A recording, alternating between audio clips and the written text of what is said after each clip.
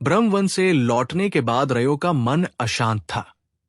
उसने वहां जो अनुभव किया वो केवल एक स्वप्न नहीं था। वो स्थान, वे ऋषि, तत्वकुंड, सब कुछ जैसे उसके भीतर कुछ जगा गए थे। अब वो एक साधारण छात्र नहीं रह गया था। मन में हजारों प्रश्न उभर रहे थे। क्यों मुझे ही उस स्थान में प्रवेश करने दिया गया? क्यों उन ऋषियों की दृष्टि जैसे मेरे भीतर तक झांक रही थी? क्या वास्तव में मेरा इस दुनिया से कोई पूर्व संबंध है? कॉलेज में अगला सप्ताह उत्सव का था। वार्षिक तत्व महोत्सव की तैयारी चल रही थी। सभी छात्र अपने अपने विभागों की प्रस्तुतियों में व्यस्त थे। अग्निकुंज, फायर रीजन के छात्र विशेष रूप से प्रतियोगिता के लिए तैयारी कर रहे थे। इसी दौरान रयो को शिष्य गुरु त्रयंबक ने बुलवाया। त्रयंबक एक अत्यंत गंभीर और तेजस्वी शिक्षक थे। उन्होंने रयो को अपनी प्रयोगशाला में बुलाया, जहां दीवारों पर दुर्लभ औषधियां टंगी थी और केंद्र में एक पुराना शिलालेख रखा था। तुम ब्रह्मवन गए थे, है ना? त्रयंबक की आवाज में ना तो आश्चर्य था, ना ही संदेह, केवल पुष्टि। रयो चौंका। आपको कैसे पता चला? त्रयंबक मुस्कराए। जो उस पद से लौट कर आता है, उसकी आंखों में एक और ही ज्योति होती है। और ब्रह्मवन केवल उन्हीं को बुलाता है जो किसी विशेष उद्देश्य से बंधे होते हैं। रयो मौन खड़ा रहा। त्रयंबक आगे बोले, शायद तुम्हें अभी अपने उत्तर न मिले, लेकिन एक संकेत मैं तुम्हें दूंगा। उन्होंने रयो को एक ताम्रपत्र सौंपा। उस पर एक प्राचीन श्लोक उकेरा हुआ था। ये समस्त तत्वज्ञ स एव तत्वसारा, न तु जात्याय न तपसा, केवला अंतरात्मा दृढ़ संकल्पेन प्रकट। जो समस्त तत्वों का ज्ञाता है वही तत्वसार होता है, ना कि जन्म से, ना ही तपस्या से, केवल उसकी आत्मा के दृढ़ संकल्प से वह प्रकट होता है। रयो उस ताम्रपत्र को हाथ में लेकर देखता रहा, जैसे कोई खोई हुई स्मृति उसके मन में दस्तक दे रही हो। उसकी हथेली गर्म हो रही थी, जैसे कुछ जाग रहा हो। क्या है रयो की आत्मा का रहस्य? क्या श्लोक में छिपा है उसका भविष्य? क्या त्रयंबक सच जानते हैं रयो के बारे में? जानिए अगले भाग में। रियो, तत्वासार का पुनर्जन्म में। त्रयंबक की प्रयोगशाला से बाहर निकलते ही रयो की सांसें तेज थी। ताम्रपत्र पर लिखे श्लोक उसके मन में गूंज रहे थे। तत्वों का ज्ञाता, तत्वसार, अंतरात्मा का संकल्प। ये शब्द उसके भीतर गहराई तक उतरते जा रहे थे, जैसे वो केवल शब्द नहीं बल्कि उसकी आत्मा से संवाद कर रहे हों। रयो की हथेली अब भी गर्म थी। ताम्रपत्र जैसे केवल एक धातु की चादर नहीं, बल्कि कोई जीवित वस्तु थी जो उसकी चेतना को छू रही थी। रात्रि का समय था। आकाश तारों से भरा हुआ था, लेकिन रयो की आंखें किसी और ही जगत में खोई थी। वो छात्रावास की छत पर बैठा, उसी ताम्रपत्र को हाथ में लेकर मंत्रों को पढ़ने की कोशिश कर रहा था। ये समस्त तत्वज्ञ, उसने धीमी आवाज में पढ़ा, और तभी एक कंपन उसके चारों ओर की हवा में फैल गया। छोटे छोटे अग्निकण उसकी हथेली के चारों ओर तैरने लगे। फिर जल की एक पतली धारा हवा में मंडराने लगी। एक क्षण को पृथ्वी की मिट्टी ने हिलना शुरू कर दिया। रयो चौंका, लेकिन उसने मंत्र पढ़ना बंद नहीं किया। सएव तत्वसारा। जैसे जैसे मंत्र आगे बढ़ता, वैसे वैसे उसके चारों ओर के तत्व एकत्रित होने लगे। और तभी एक प्रकाशमय आकृति उसके सामने प्रकट हुई। वो आकृति पूरी तरह स्पष्ट नहीं थी, लेकिन उसकी उपस्थिति इतनी प्रबल थी कि रयो घुटनों पर बैठ गया। तुमने जगाया है तत्वों की भाषा को, उस आकृति ने कहा। बहुत वर्षों बाद कोई इसे फिर से उच्चारित कर सका है। रयो ने पूछा, आप कौन हैं? मैं एक स्मृति हूं, उन ऋषियों की जिन्होंने ब्रह्मवन की स्थापना की थी। मैं तुम्हें देख रहा हूं, रयो, और तुम्हारे भीतर वो लौ देख रहा हूं जो किसी साधारण आत्मा में नहीं होती। अचानक आकृति लुप्त हो गई, तत्व भी शांत हो गए, चारों ओर की हवा सामान्य हो गई। लेकिन रयो अब पहले जैसा नहीं था। उसके भीतर किसी गहन ऊर्जा की हलचल शुरू हो चुकी थी। रयो की आंखें खुली थी, लेकिन मन कहीं और था। मंत्रों से जागे तत्वों की वो अनुभूति, वो दिव्य आकृति और वो गूंजती हुई वाणी, सब कुछ अब उसकी चेतना में स्थायी रूप से बस चुके थे। उसने पहली बार महसूस किया कि जो वो कर रहा था वो साधारण नहीं था। अब तक वो अपने ज्ञान को एक खेल समझता था, एक ऐसा खेल जो उसने अपने पुराने जीवन में किसी मोबाइल स्क्रीन पर खेला था। लेकिन अब वो खेल नहीं था, वो यथार्थ बन चुका था। सुबह का सूरज मंथर गति से आसमान पर चढ़ रहा था। कॉलेज के प्रांगण में विद्यार्थियों की हलचल बढ़ चुकी थी। हर विभाग अपनी अपनी प्रस्तुति की तैयारी में जुटा था। लेकिन रयो को उन सब से अलग एक निमंत्रण मिला था, एक विशेष सभा में भाग लेने का। उस सभा का नाम था तत्वगुरु परिषद, जहां केवल वे छात्र बुलाए जाते थे जिन्होंने तत्वों की मूलभूत प्रकृति को किसी प्रयोग या मंत्र के माध्यम से जागृत किया हो। ये सभा गुप्त होती थी, केवल आचार्यों और विशेषाधिकार प्राप्त विद्यार्थियों के लिए। और रयो, जिसे अब तक कॉलेज में कोई विशेष महत्व नहीं देता था, आज उसी सभा का निमंत्रण लिए खड़ा था। सभा स्थल कॉलेज के नीचे एक प्राचीन गुफा में स्थित था, जिसे गूढ़ मंडप कहा जाता था। दीवारों पर तत्वों के प्राचीन प्रतीक उकेरे गए थे: अग्नि, जल, वायु, पृथ्वी और आकाश। मंडप के मध्य में एक गोल मंच था, जिसके चारों ओर 5 रंगों की ज्वालाएं जल रही थी। रयो को मंच के केंद्र में खड़ा किया गया। त्रयंबक, आचार्य रुद्रवती और विद्यागुरु आरण्य तीनों पहले से वहां उपस्थित थे। त्रयंबक बोले, तुमने जो किया वो वर्षों में कोई नहीं कर सका। तत्वों की भाषा अब मृत प्राय हो चुकी थी, लेकिन तुमने उसे फिर से जगाया। रयो चुप रहा। वो जानता था ये सभा केवल सम्मान के लिए नहीं बुलाई गई थी, ये परीक्षा थी। आचार्य रुद्रवती ने एक प्रश्न किया, तुम्हें कैसे ज्ञात हुआ ये मंत्र?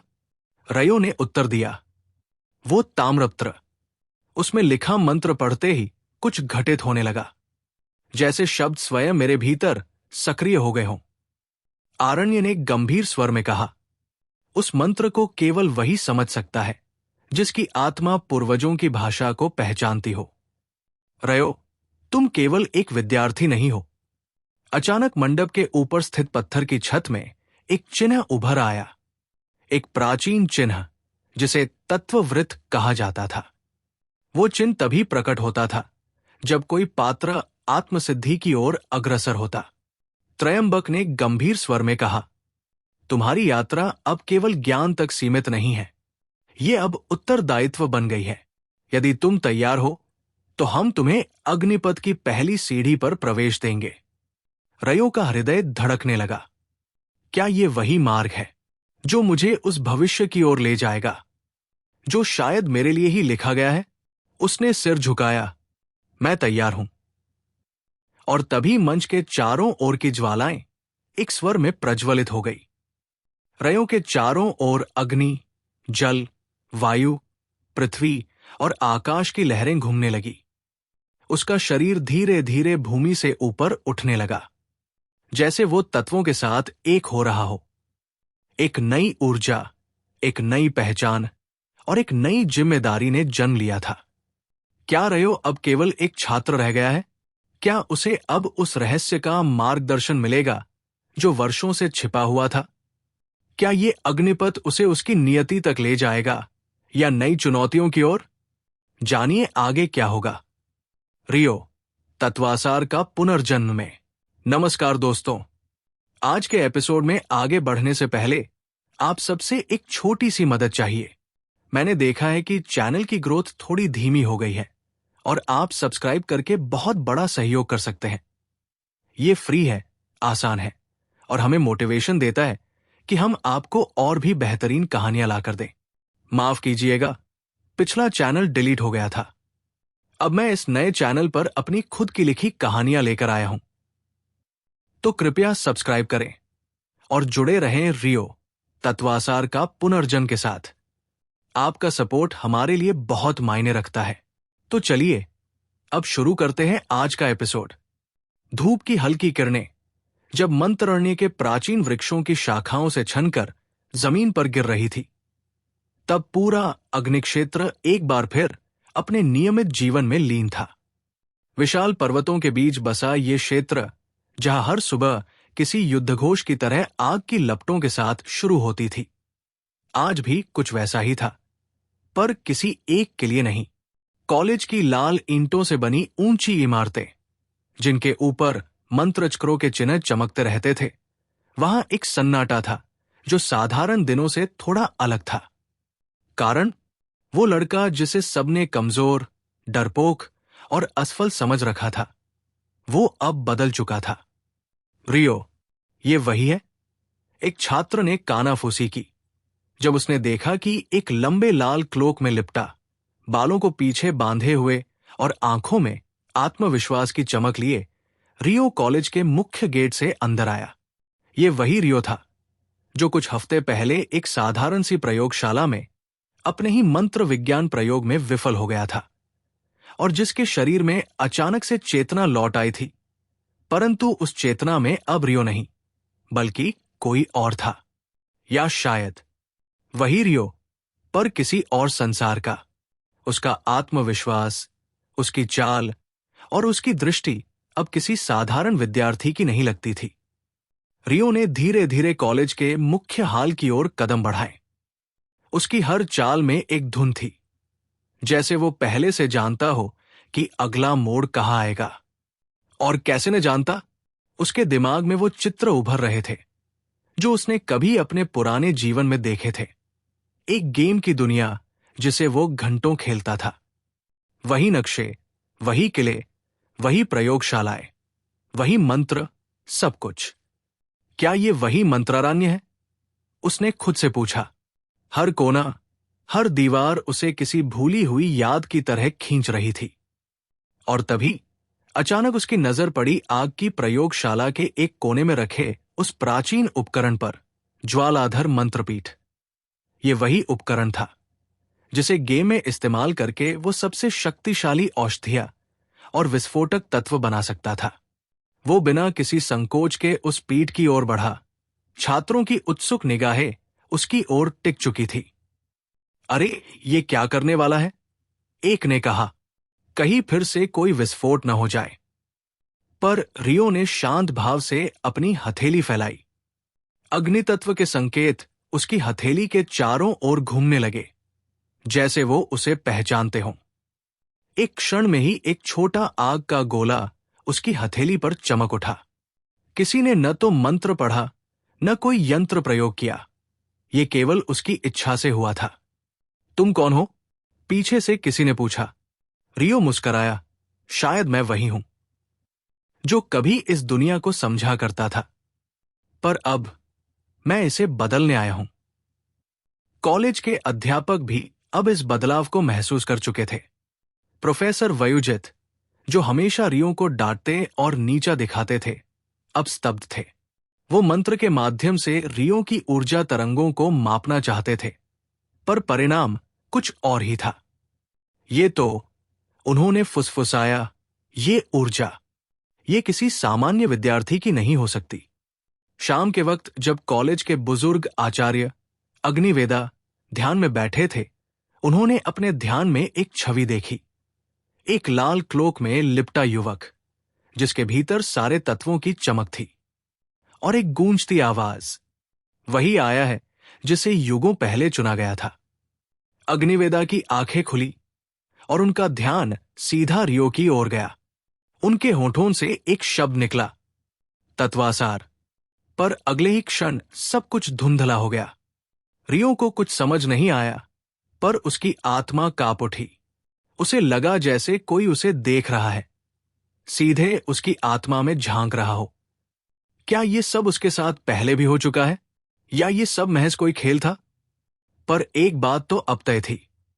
ये दुनिया, ये कॉलेज, ये तत्व और ये शक्तियां अब रियो के नियंत्रण में थी। पर इस शक्ति के साथ आने वाला रहस्य अभी खुला नहीं था।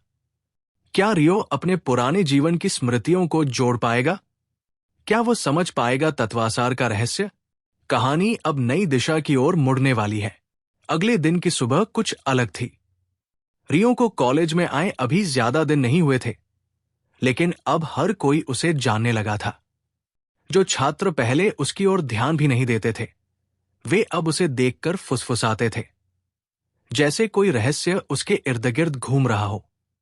रियो खुद भी इस परिवर्तन से अचंभित था। वो जानता था कि उसका ये नया शरीर एक असफल अल्केमी छात्र का है, लेकिन उसके भीतर कुछ और जाग चुका था। वो न केवल इस दुनिया की संरचना को समझ रहा था, बल्कि तत्वों की प्रकृति भी उसके सामने खुल रही थी। जैसे ये ज्ञान उसके भीतर पहले से ही छिपा हुआ था, बस अब वो उसे पहचानने लगा था। कक्षा में आज विषय था तत्व संलयन की मूल विधियां। प्रोफेसर वयोजित अपनी गंभीर आवाज में बोले, जो छात्र समझते हैं कि केवल मंत्र पढ़ना ही अल्केमी है, वे भूल कर रहे हैं। तत्वों का स्वभाव समझना ही सच्चा ज्ञान है। रियो खामोश बैठा रहा, लेकिन जब प्रोफेसर ने एक जटिल सवाल पूछा, यदि अग्नि और वायु को मिलाकर स्थायी औषधि बनानी हो तो कौन सा माध्यम प्रयोग होगा? पूरा कक्षा मौन हो गया। संजीवन चूर्ण, रियो ने धीमी लेकिन स्पष्ट आवाज में उत्तर दिया। पूरा कमरा सन्नाटे में चला गया। प्रोफेसर ने चौंक कर उसकी ओर देखा। तुम्हें यह कैसे पता? रियो के चेहरे पर एक हल्की सी मुस्कान थी। कभी कभी जवाब भीतर से आता है, किताबों से नहीं। अब सिर्फ छात्र नहीं, बल्कि शिक्षक भी रियो की ओर अलग दृष्टि से देखने लगे थे। उसकी उत्तर क्षमता, उसका आत्मविश्वास और सबसे बड़ा, उसका नियंत्रण। वो अब साधारण विद्यार्थी नहीं लग रहा था। क्लास के बाद रियो लाइब्रेरी की ओर बढ़ा। कॉलेज की ये लाइब्रेरी ज्वालागृह कहलाती थी, क्योंकि यहां की हर पुस्तक मंत्रों से सुरक्षित थी। कोई सामान्य छात्र इन पुस्तकों को छू भी नहीं सकता था, जब तक कि वो अग्नितत्व को नियंत्रित न कर सके। लेकिन जैसे ही रियो ने अपना हाथ तत्व ज्योति ग्रंथ की ओर बढ़ाया, पुस्तक ने स्वतः अपनी रक्षा हटाकर स्वयं को उसके सामने खोल दिया। उस क्षण वहां मौजूद एक वृद्ध पुस्तक पालक, जो अब तक चुपचाप देख रहे थे, आगे बढ़े और बोले, तुम्हारी आत्मा इस ग्रंथ को जानती है, तुम्हें पढ़ने से कोई नहीं रोक सकता। रियो ने पुस्तक के पन्नों को पलटना शुरू किया, और हर शब्द जैसे उसके स्मृति में समा रहा था, जैसे ये ज्ञान वो पहले भी पढ़ चुका हो। कुछ ही क्षणों में वो एक पन्ने पर रुका, जिस पर लिखा था, तत्वासार, वो जो पंच तत्वों का सार है, वो जो आत्मा से तत्वों को नियंत्रित करे, वो जो युगों के बाद जागे। रियो का दिल जोर जोर से धड़कने लगा। तत्वासार, ये शब्द अब तक वो केवल एक स्वप्न की तरह महसूस कर रहा था, लेकिन अब ये उसके सामने स्पष्ट रूप से लिखा था, और वो स्वयं उस शब्द से जुड़ा हुआ महसूस कर रहा था। उसी समय एक रहस्यमयी मंत्र चक्र पुस्तक के भीतर से चमकने लगा। रियो ने जैसे ही उसे छुआ, उसकी आंखों के सामने एक दृश्य कौंधा। एक पहाड़ी, उस पर बैठा एक महान ऋषि, जिसकी आंखें जैसे सीधे रियो की आत्मा को देख रही थी। तू वही है जिसे युगों पहले चुना गया था। तू ही है तत्वासार। परंतु यह दर्शन कुछ ही पलों में गायब हो गया, और रियो फिर से पुस्तक के सामने अकेला खड़ा था। ये क्या था? वो सोच में पड़ गया। क्यों मुझे ये सब दिख रहा है? क्या मैं वाकई? जैसे ही वो बाहर निकला, उसे एहसास हुआ कि उसकी दुनिया अब वैसी नहीं रही। छात्र उससे डरने लगे थे, शिक्षक उसे संदेह की दृष्टि से देख रहे थे, और कहीं न कहीं एक छाया थी जो उसके पीछे लगी थी। कॉलेज के गुप्त मंडल में बैठा एक रहस्यमय व्यक्ति, शायद कोई उच्च गुरु, एक मंत्र दर्पण में रियो की छवि देख रहा था। समय आ गया है, उसने धीमी आवाज में कहा। रियो की पहचान धीरे धीरे खुलने लगी है, पर क्या वह स्वयं को तत्वासार मानने को तैयार है? क्या उसे सच में वो शक्ति प्राप्त है? और कौन है वे जो इस रहस्य से पहले से परिचित है? कहानी आगे बढ़ेगी और गहराएगा रहस्य। रात्रि का समय था। पूरा मंत्रारण्य अपनी मौन शांति में लिपटा हुआ था। परंतु रियो की नींद अब तक नहीं आई थी। उसके भीतर जो तूफान उठ रहा था वो किसी साधारण छात्र की सोच से परे था। वो लाइब्रेरी में देखे गए तत्वासार शब्द को भूल नहीं पा रहा था। वो रहस्यमयी ऋषि, वो मंत्र चक्र और वो अनुभूति जैसे किसी अदृश्य डोर से बंधा हुआ हो। वो अपने कमरे की खिड़की से बाहर देखने लगा। अग्निक्षेत्र की पर्वत श्रृंखलाएं रात्रि के आकाश में काली परछाइयों की भांति प्रतीत हो रही थी।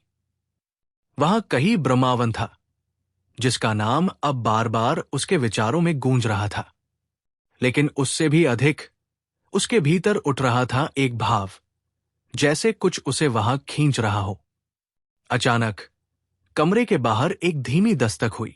उसने द्वार खोला तो सामने खड़ा था आर्य, वही छात्र जो कभी उसका उपहास उड़ाया करता था। रियो ने चौंक कर कहा, तुम यहां? आर्य की आंखों में डर और उलझन दोनों थे। मुझे तुमसे बात करनी है, अकेले में। दोनों नीचे छात्र प्रांगण की ओर चल पड़े, जहां एक छोटा सा अरण्य क्षेत्र था। वहां पहुंचते ही आर्य रुका और बोला, मुझे नहीं पता कि तुम कौन हो, लेकिन तुम वो नहीं हो जो पहले थे। तुम्हारी आंखें बदल गई हैं, तुम्हारा चलना, तुम्हारी आवाज, सब कुछ। रियो शांत रहा, पर उसकी दृष्टि स्थिर थी। आर्य आगे बोला, मैंने अपने दादा से सुना था, ब्रह्मावन के ग्रंथों में एक भविष्यवाणी का उल्लेख है। एक ऐसा व्यक्ति जो तत्वों की भाषा बिना सीखे समझ सके, जो मृत्यु के मुख से लौटे और जिसने अपनी आत्मा को पुनः प्राप्त किया हो। रियो ने उसकी ओर देखा, क्या तुम कहना चाहते हो कि? आर्य बोला, मैं नहीं जानता, लेकिन जो तुम कर रहे हो वो कोई साधारण छात्र नहीं कर सकता। तुमने अग्नि को बिना वशीकरण मंत्र के बुलाया, तुम्हारी औषधियां बिना सूत्र के काम कर रही है, और सबसे बड़ी बात, तुम्हारे सामने मंत्र ग्रंथ स्वयं खुल रहे हैं। रियो की सांसें गहरी हो गई।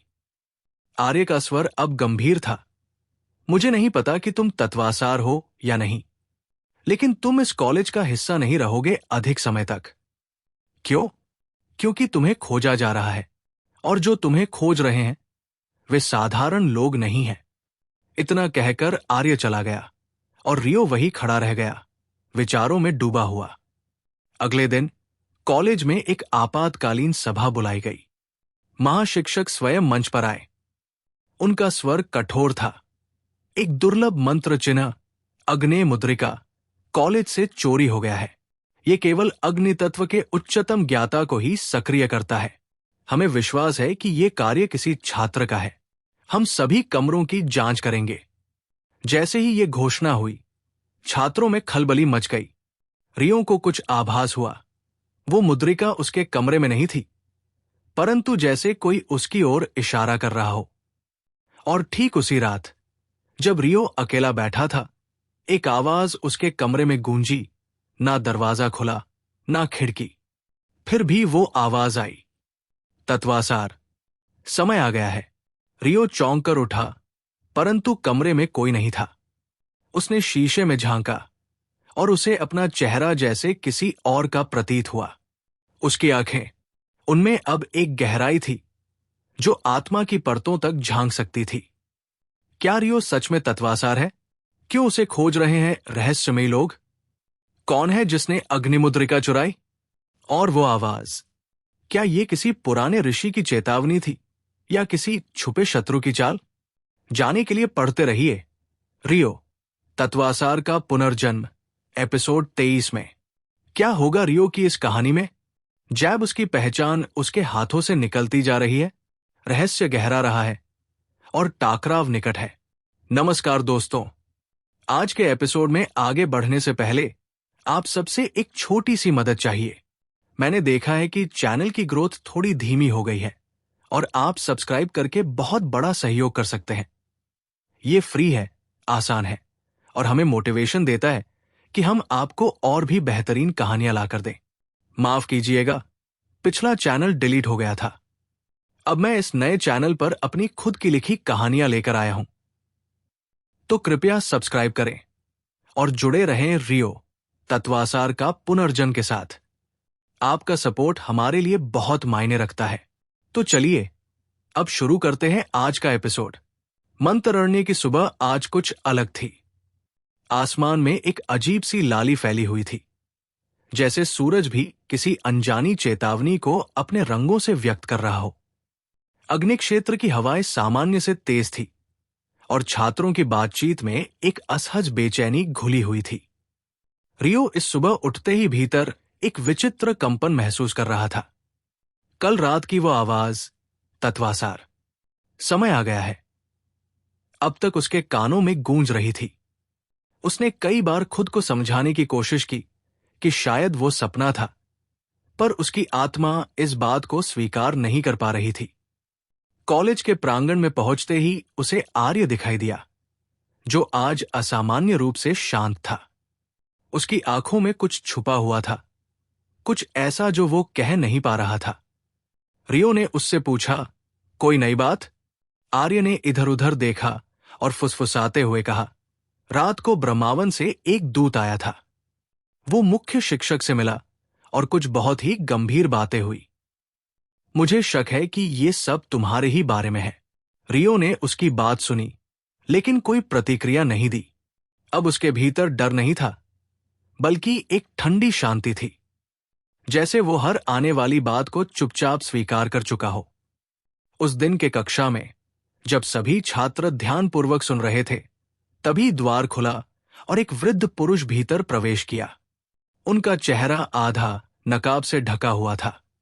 आंखें तीव्र और झुर्रियों में बसी गहराई जैसे अनगिनत जन्मों की कहानियां कह रही थी। मुख्य शिक्षक ने सभी को खड़ा होने का आदेश दिया और कहा, यह है अग्न्यालोक से आए हुए आचार्य पार्थिक। ये ब्रह्मवन के संकुलाध्यक्ष के दूत है। रियो का दिल जोर से धड़कने लगा। आचार्य पार्थिक ने छात्रों को निरीक्षण की दृष्टि से देखा और उनकी नजर रियो पर जाकर टिक गई। क्षण भर को लगा जैसे समय रुक गया हो। उन आंखों में कुछ था, जैसे वे उसके भीतर झांक रही हों, जैसे वे उस रहस्य को पहचान चुकी हों जिसे रियो खुद भी पूरी तरह नहीं समझ पाया था। पार्थिक ने धीमे स्वर में कहा, हमारे क्षेत्र में एक ऊर्जा का विस्फोट दर्ज किया गया है, जो केवल तत्व जागरण की स्थिति में ही होता है, और ये विस्फोट इस क्षेत्र से जुड़ा है। हम इसकी जांच करने आए हैं। मुख्य शिक्षक ने कहा, क्या आप किसी विशेष छात्र को संदेह के घेरे में मानते हैं? पार्थिक ने एक पल का मौन लिया और फिर कहा, नहीं, अभी नहीं, लेकिन जिस दिन तत्व उस पर हावी होंगे, वो स्वयं हमें पहचान लेगा। कक्षा समाप्त हुई, परंतु रियो के मन में एक तूफान उठ चुका था। वो जानता था कि पार्थिक केवल उसे ही देख रहे थे। उसे ये भी आभास हो रहा था कि जैसे उसके आसपास की शक्तियां धीरे धीरे जागृत हो रही है। रात होते ही वो वापस उसी पुस्तकालय में गया जहां तत्वासार शब्द पहली बार उसके सामने आया था।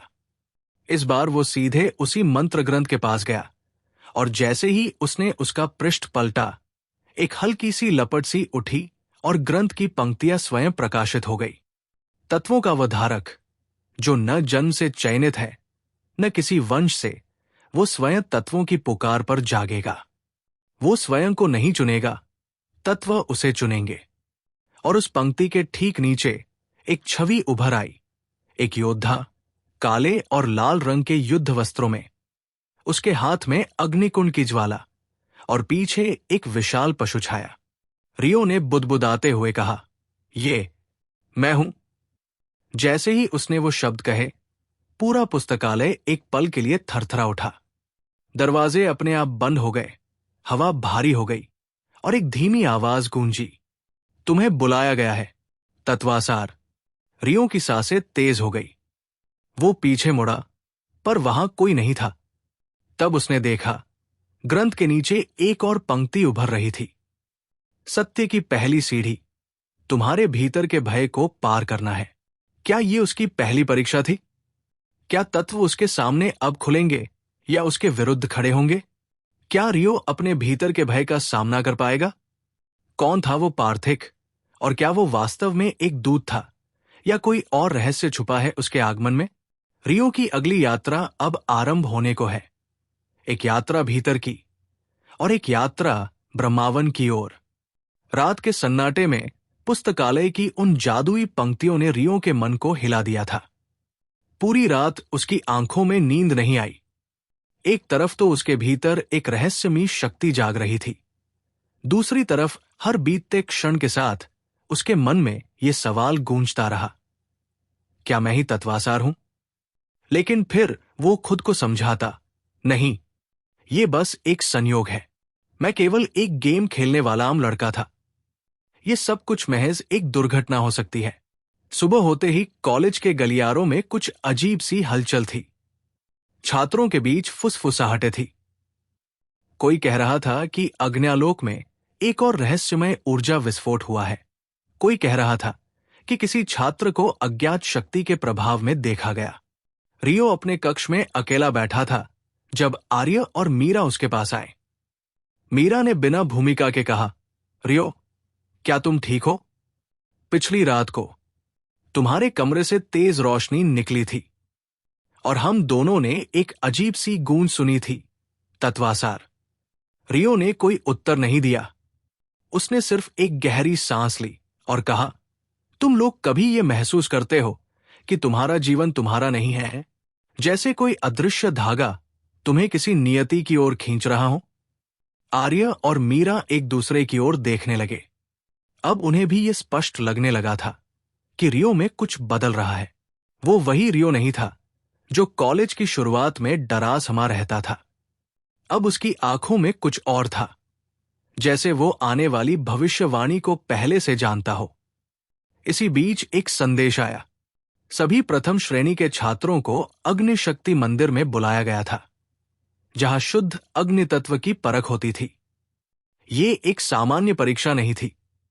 वहां जाने का मतलब था तुम तत्वों के सामने खुद को खोल रहे हो, और अगर तत्व ने तुम्हें स्वीकार कर लिया तो तुम्हारी आत्मा बदल सकती थी।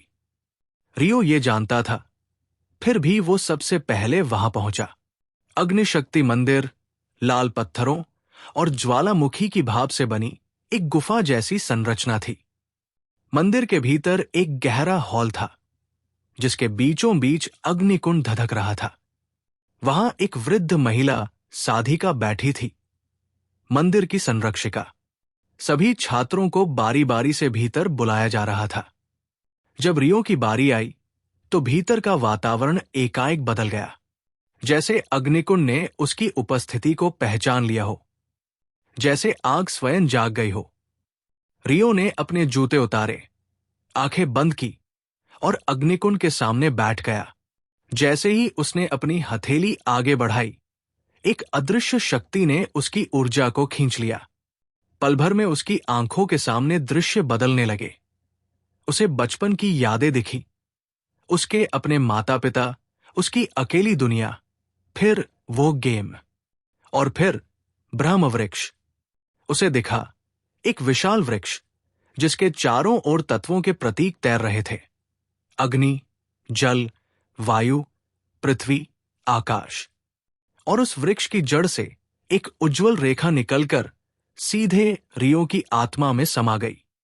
वो कांपने लगा, उसकी सांस तेज हो गई। साधिका की आंखें खुली। उन्होंने कहा, ये बच्चा, इसकी आत्मा में तत्व गूंज रहे हैं। ये केवल अग्नि नहीं, सभी तत्वों को धारण करता है। बाकी छात्रों में हड़कंप मच गया। मीरा के चेहरे पर आश्चर्य था। आर्य को अब भी यकीन नहीं हो रहा था। रियो चुपचाप खड़ा हुआ। वो अब भी अपने भीतर की आवाज सुन पा रहा था। तुम्हारी पहली पहचान पूर्ण हुई, रियो। अगला संकेत तुम्हें ब्रह्मवन में मिलेगा। मंदिर से बाहर निकलते हुए वो जानता था, अब कुछ भी पहले जैसा नहीं रहेगा। अग्निशक्ति मंदिर की घटना के बाद रियो के चारों ओर का माहौल पूरी तरह बदल गया था। कॉलेज में हर कोई उसके बारे में फुसफुसाने लगा था। कोई कहता वो ही है जिसके हाथ में अग्निकुंड जल उठा, तो कोई कहता शायद उसमें कोई पुरानी आत्मा समाई है। लेकिन रियो के मन में जो चल रहा था वो इन सभी से बहुत परे था। रात होते होते जब वो अपने कमरे में लौटा तो उसका सिर फटने जैसा दर्द कर रहा था। उसने अपना माथा पकड़ा और बिस्तर पर गिर पड़ा। तभी उसकी चेतना फिर उस गहरे अंधकार में डूबने लगी और अचानक वो फिर उसी ब्रह्म वृक्ष के सामने खड़ा था। लेकिन इस बार वृक्ष शांत नहीं था।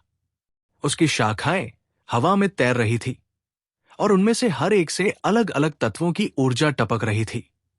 अग्नि, जल, वायु, पृथ्वी और आकाश।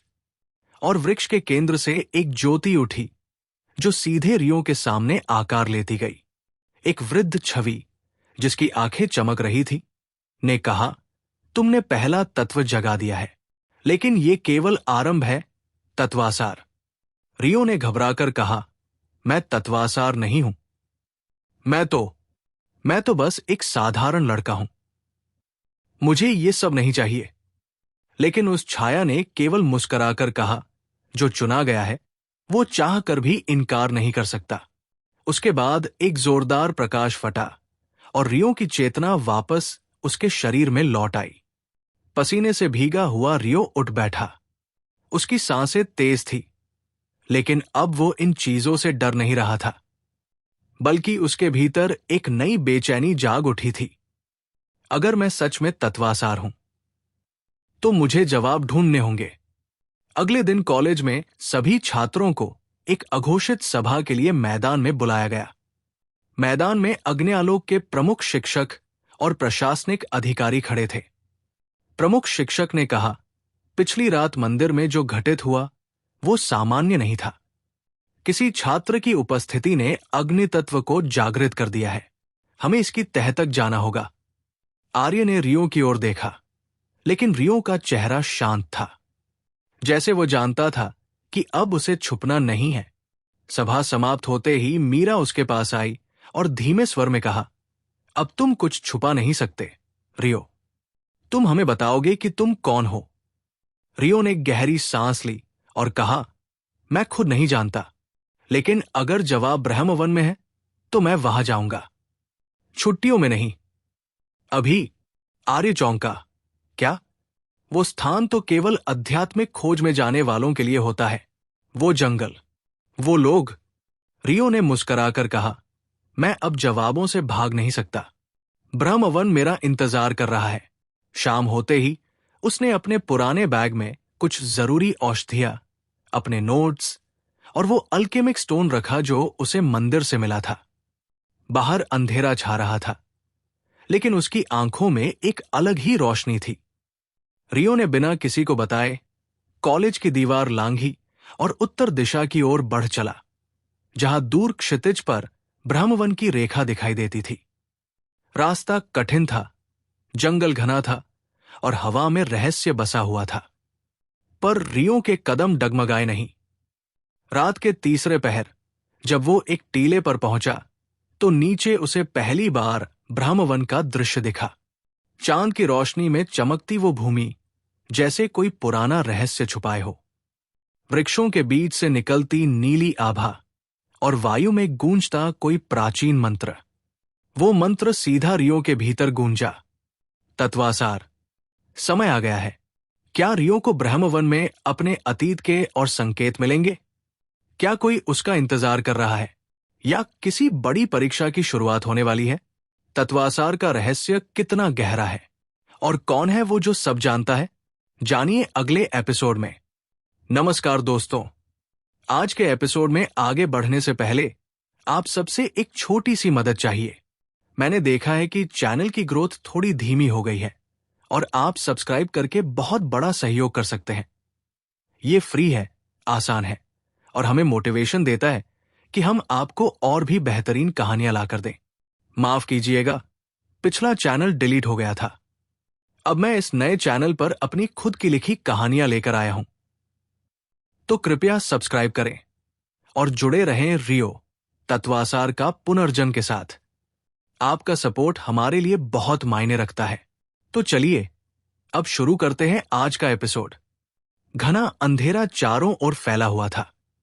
आकाश में बादल थे और चांद की रोशनी घने वृक्षों के पीछे से छनकर जमीन पर पड़ रही थी। रियो अब ब्रह्मवन की सीमाओं में प्रवेश कर चुका था। यहां की हवा में एक अजीब सी गंध थी, जैसे धूप, पुरानी किताबें और किसी प्राचीन जड़ी बूटी की महक एक साथ मिल रही हो। हर कदम के साथ जमीन नीचे से कांपती सी लगती। जंगल का हर पेड़ जैसे जीवित था और उसकी हर शाखा में चेतना थी। रियो ने अपनी सांसें रोकी और सावधानी से आगे बढ़ा। उसने कॉलेज की दीवार लांघने के बाद से बिना रुके कई घंटे चल दिया था और अब उसकी आंखों में थकान साफ झलक रही थी, लेकिन उसके दिल में जिज्ञासा, भय और उत्साह की एक अजीब सी लहर थी। तो ये है ब्रह्मवन, उसने खुद से कहा। अचानक एक झाड़ी से सरसराहट की आवाज आई। रियो ने तुरंत अपनी जेब से छोटी सी रक्षात्मक औषधि निकाली, एक नीली शीशी जिसमें से हल्की रोशनी निकल रही थी। पर उस झाड़ी से कोई जानवर नहीं निकला, बल्कि एक आदमी की आकृति सामने आई। लंबा कद, गाढ़ा नीला वस्त्र और सिर पर एक वृक्ष की छाल जैसी टोपी।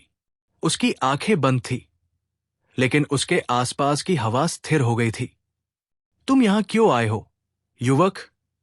उसकी आवाज गूंज की तरह पूरे ब्रह्मवन में फैल गई। रियो ने जवाब देने से पहले थोड़ा संकोच किया, लेकिन फिर साहस बटोरकर बोला, मुझे अपने सवालों के जवाब चाहिए। मैं जानना चाहता हूं कि मेरे साथ क्या हो रहा है और मैं कौन हूं। वो व्यक्ति कुछ क्षणों तक शांत रहा, फिर बोला, उत्तर कभी सीधे नहीं मिलते, रियो। ब्रह्मवन उन्हें देता है जो सहने को तैयार हो। रियो चौंका। उसने अपना नाम नहीं बताया था। तुमने मेरा नाम कैसे जाना? उस व्यक्ति ने मुस्कुराते हुए उत्तर दिया, ये वन हर उस आत्मा को पहचानता है जो यहां आता है, और तुम वो आत्मा हो जो बहुत पहले इस स्थान से जुड़ी थी।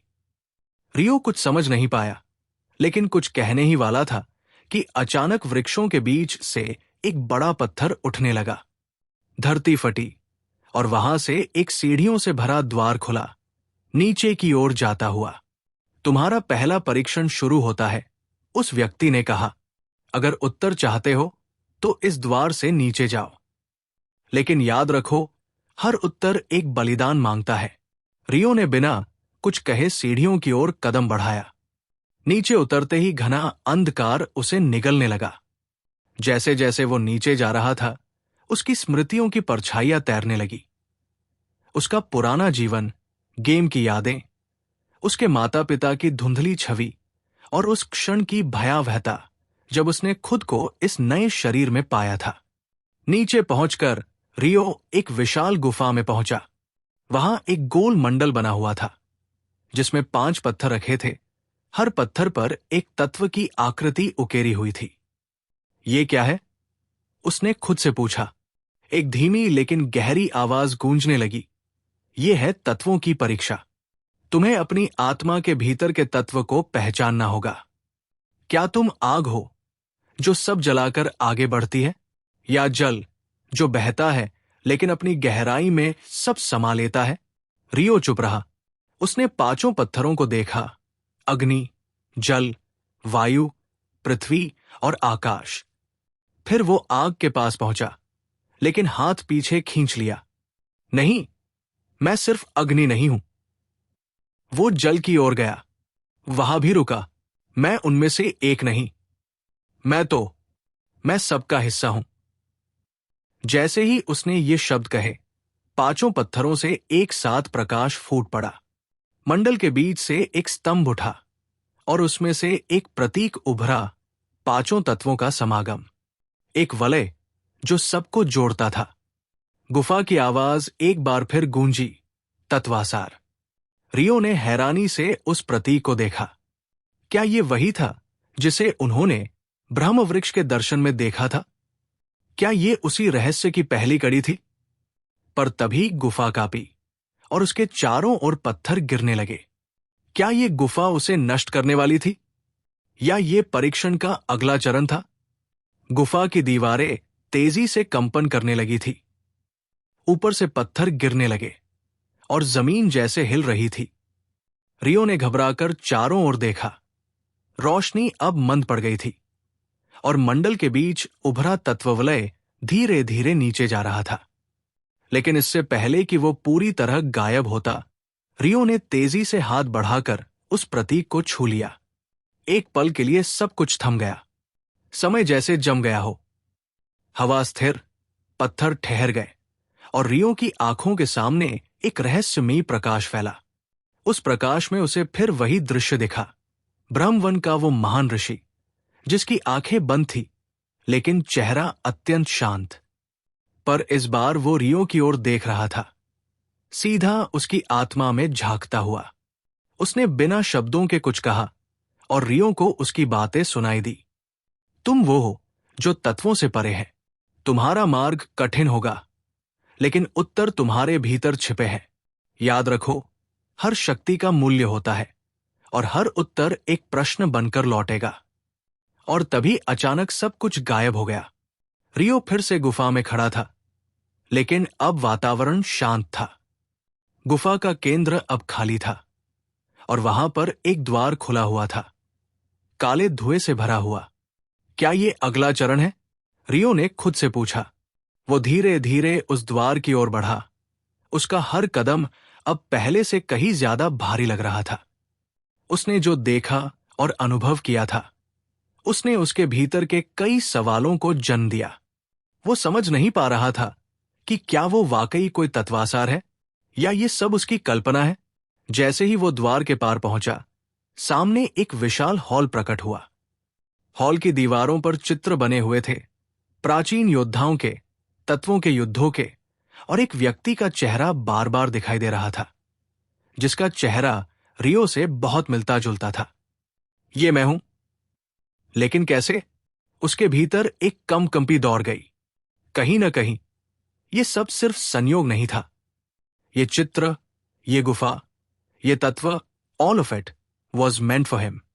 एक ओर की दीवार पर उसे एक चित्र दिखा जिसमें एक युवक पांचों तत्वों को साध रहा था और उसके पीछे एक दैत्याकार छाया खड़ी थी। वो छाया भयावह थी, लेकिन युवक के चेहरे पर शांति थी। क्या ये भविष्य की छवि है या कोई प्राचीन भविष्यवाणी? रियो ने गहराई से देखा। हॉल के अंत में एक पट्टिका रखी थी।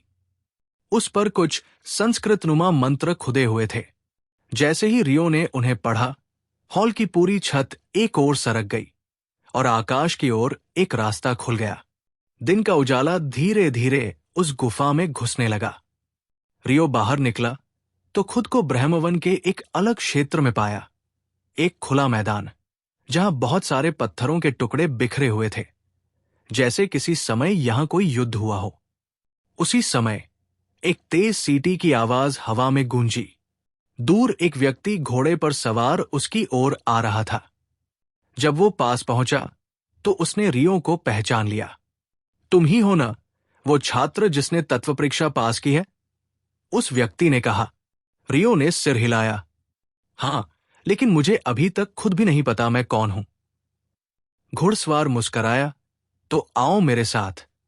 शायद समय आ गया है तुम्हें उन लोगों से मिलाने का जो तुम्हारे बारे में बहुत पहले से जानते हैं। रियो घोड़े पर सवार हुआ और दोनों ब्रह्मवन के और गहरे इलाकों की ओर बढ़ने लगे। रास्ते भर रियो के मन में वही सवाल गूंजते रहे। क्यों वो इस दुनिया को पहले से जानता है? क्यों उसे सब कुछ पहचाना लगता है? और आखिर ये तत्वासार क्या है? लेकिन जैसे जैसे वे ब्रह्मवन की गहराइयों में पहुंचे, एक छाया ने ऊपर से उन पर नजर डाली। एक लाल आंखों वाली रहस्यमय आकृति जो पेड़ों के बीच छिपी हुई थी। क्या रियो के इस रहस्यमय सफर में आने वाला है नया मोड़? क्या वो खुद को समझ पाएगा या कोई नई चुनौती उसके इंतजार में है? जानिए आगे की कहानी एपिसोड 24 में। रियो, तत्वासार का पुनर्जन्म। ब्रह्मवन की घनी शाखाओं के बीच से छनकर आती धूप की किरणें अब रियो के चेहरे पर पड़ रही थी। घोड़े की पीठ पर बैठा वह उस अजनबी पथ प्रदर्शक के पीछे चलता जा रहा था, जिसकी आंखों में रहस्यमयी ठहराव था और मुख पर एक सधी हुई मुस्कान। कहां ले जा रहे हो मुझे? रियो ने आखिरकार चुप्पी तोड़ी। उस व्यक्ति ने बिना पीछे देखे उत्तर दिया, जहां से तेरी कहानी शुरू हुई थी और जहां इसका दूसरा अध्याय लिखा जाएगा। रास्ता पथरीला था, लेकिन रियो को यह सब कहीं न कहीं जाना पहचाना लग रहा था। जैसे वो ये रास्ता पहले भी तय कर चुका हो, किसी पुराने सपने में या शायद उसी खेल की दुनिया में। कुछ ही देर में वे एक ऊंचे पर्वत के किनारे रुके। वहां पर एक विशाल पुरातन द्वार खड़ा था, जिस पर मंत्रों की जटिल लिपि उकेरी हुई थी। द्वार के दोनों ओर दो विशाल अग्निस्तंभ थे, जो बिना किसी तेल या ईंधन के लगातार जल रहे थे। ये क्या है? रियो ने पूछा। ये द्वार है ब्रह्मा रहस्य के विद्यालय का। यहां केवल वही प्रवेश कर सकता है जो आत्मा और तत्वों से बंधा हो। रियो के भीतर कुछ हिला। तत्वों से बंधा? उस व्यक्ति ने मुस्कुराते हुए उसकी ओर देखा। तू वो है जो पंचतत्व को संतुलित कर सकता है, और ये स्थान तुझे सिखाएगा कि कैसे उन्हें साधना है, नियंत्रित करना है और अंततः उन्हें खुद में समाहित करना है। द्वार पर पहुंचते ही अचानक अग्निस्तंभ और प्रज्वलित हो उठे और द्वार की लिपियां चमकने लगी। रियो ने घबराकर पीछे देखा, लेकिन उसका मार्गदर्शक शांत खड़ा रहा। आगे बढ़ो, रियो। समय आ गया है। जैसे ही रियो ने पहला कदम द्वार के पार रखा, उसकी आंखों के सामने फिर वही ब्रह्म ऋषि का चेहरा उभरा, और इस बार उसने स्पष्ट कहा, तत्वासार। उस शब्द की गूंज ने रियो को झकझोर दिया, परंतु इससे पहले कि वो कुछ और समझ पाता, द्वार के पार की दुनिया ने उसे अपने भीतर खींच लिया। वो एक विशाल प्रांगण में खड़ा था। चारों ओर मत जैसे भवन, उड़ते हुए विद्यापत्र और आकाश में तैरते हुए गुरुजन। ये स्थान ज्ञान और तत्वों की सर्वोच्च पीठ था, तत्वपीठ। तभी एक वृद्ध गुरु रियो की ओर आए। उनकी आंखों में हजारों वर्षों का अनुभव था। हमें पता था तू आएगा। भले ही तू स्वयं ना जानता हो कि तू कौन है, पर जो तत्वों के साथ जन्म ले, उसकी यात्रा नियत होती है। रियो ने चुपचाप सिर झुकाया। तुझे यहां क्यों लाया गया है, ये तो समय बताएगा, वृद्ध बोले। पर इससे पहले तुझे अपनी पहली परीक्षा देनी होगी। कैसी परीक्षा? रियो ने पूछा। वृद्ध मुस्कुराए। तत्वों की भाषा समझने की परीक्षा। क्या तू पांचों तत्वों के स्वरों को सुन सकता है? और तभी प्रांगण के चारों कोनों से एक एक करके 5 विशाल नालों से 5 मूल तत्व, अग्नि, जल, वायु, पृथ्वी और आकाश के प्रतीक सामने आने लगे। वे घूमते हुए रियो की ओर बढ़ने लगे। रियो का दिल जोर जोर से धड़कने लगा। ये परीक्षा कोई साधारण परीक्षा नहीं थी। ये तय करेगा कि क्या वो वास्तव में इस दुनिया का कोई विशेष प्राणी है या सिर्फ एक भ्रम में जी रहा है। तत्वों के चक्र के बीच खड़ा रियो अब गहराई से सांस लेने लगा। वो खुद को स्थिर कर रहा था, लेकिन भीतर की उथल पुथल तेज थी। तभी अग्नि का गोला उसकी ओर बढ़ा। रियो ने आंखें मूंद ली और अपने भीतर उतरने लगा। मैं कौन हूं? मैं क्यों यहां हूं? क्या मैं तत्वासार हूं, या बस एक भटका हुआ आत्मा? आग की गर्मी अब उसके चारों ओर महसूस होने लगी थी, लेकिन उसने कोई प्रतिरोध नहीं किया। और तभी कुछ हुआ। अग्नि उसके चारों ओर घूमने लगी, जैसे उसे पहचान रही हो। बाकी तत्व भी धीरे धीरे उसके पास आए और उन्होंने उसे घेर लिया। रियो अब तत्वों के केंद्र में खड़ा था, उनका न रक्षक न नियंत्रक, बल्कि उनका सेतु। और वहीं पर आकाश में एक नई आकृति बनी, एक प्रतीक जो अब तक केवल भविष्यवाणी में देखा गया था। और सभी गुरुजन एक साथ उठ खड़े हुए। ये संभव नहीं, ये तो केवल एक किंवदंती थी। परंतु वो वहां था, तत्वासार। रियो की आंखें खुली। उसने देखा वो अब जमीन पर खड़ा था और 5 तत्व उसके चारों ओर घूम रहे थे। उसके चेहरे पर न डर था न विस्मय, सिर्फ शांति। लेकिन क्या यह बस शुरुआत है? क्या रियो खुद को स्वीकार कर पाएगा? क्या उसकी ये शक्ति ही उसका सबसे बड़ा शत्रु बन जाएगी? नमस्कार दोस्तों, आज के एपिसोड में आगे बढ़ने से पहले आप सबसे एक छोटी सी मदद चाहिए। मैंने देखा है कि चैनल की ग्रोथ थोड़ी धीमी हो गई है और आप सब्सक्राइब करके बहुत बड़ा सहयोग कर सकते हैं। ये फ्री है, आसान है और हमें मोटिवेशन देता है कि हम आपको और भी बेहतरीन कहानियां लाकर दें। माफ कीजिएगा, पिछला चैनल डिलीट हो गया था। अब मैं इस नए चैनल पर अपनी खुद की लिखी कहानियां लेकर आया हूं। तो कृपया सब्सक्राइब करें और जुड़े रहें रियो तत्वासार का पुनर्जन के साथ। आपका सपोर्ट हमारे लिए बहुत मायने रखता है। तो चलिए अब शुरू करते हैं आज का एपिसोड। मंत्रारण्य की सुबह कुछ अलग थी आज।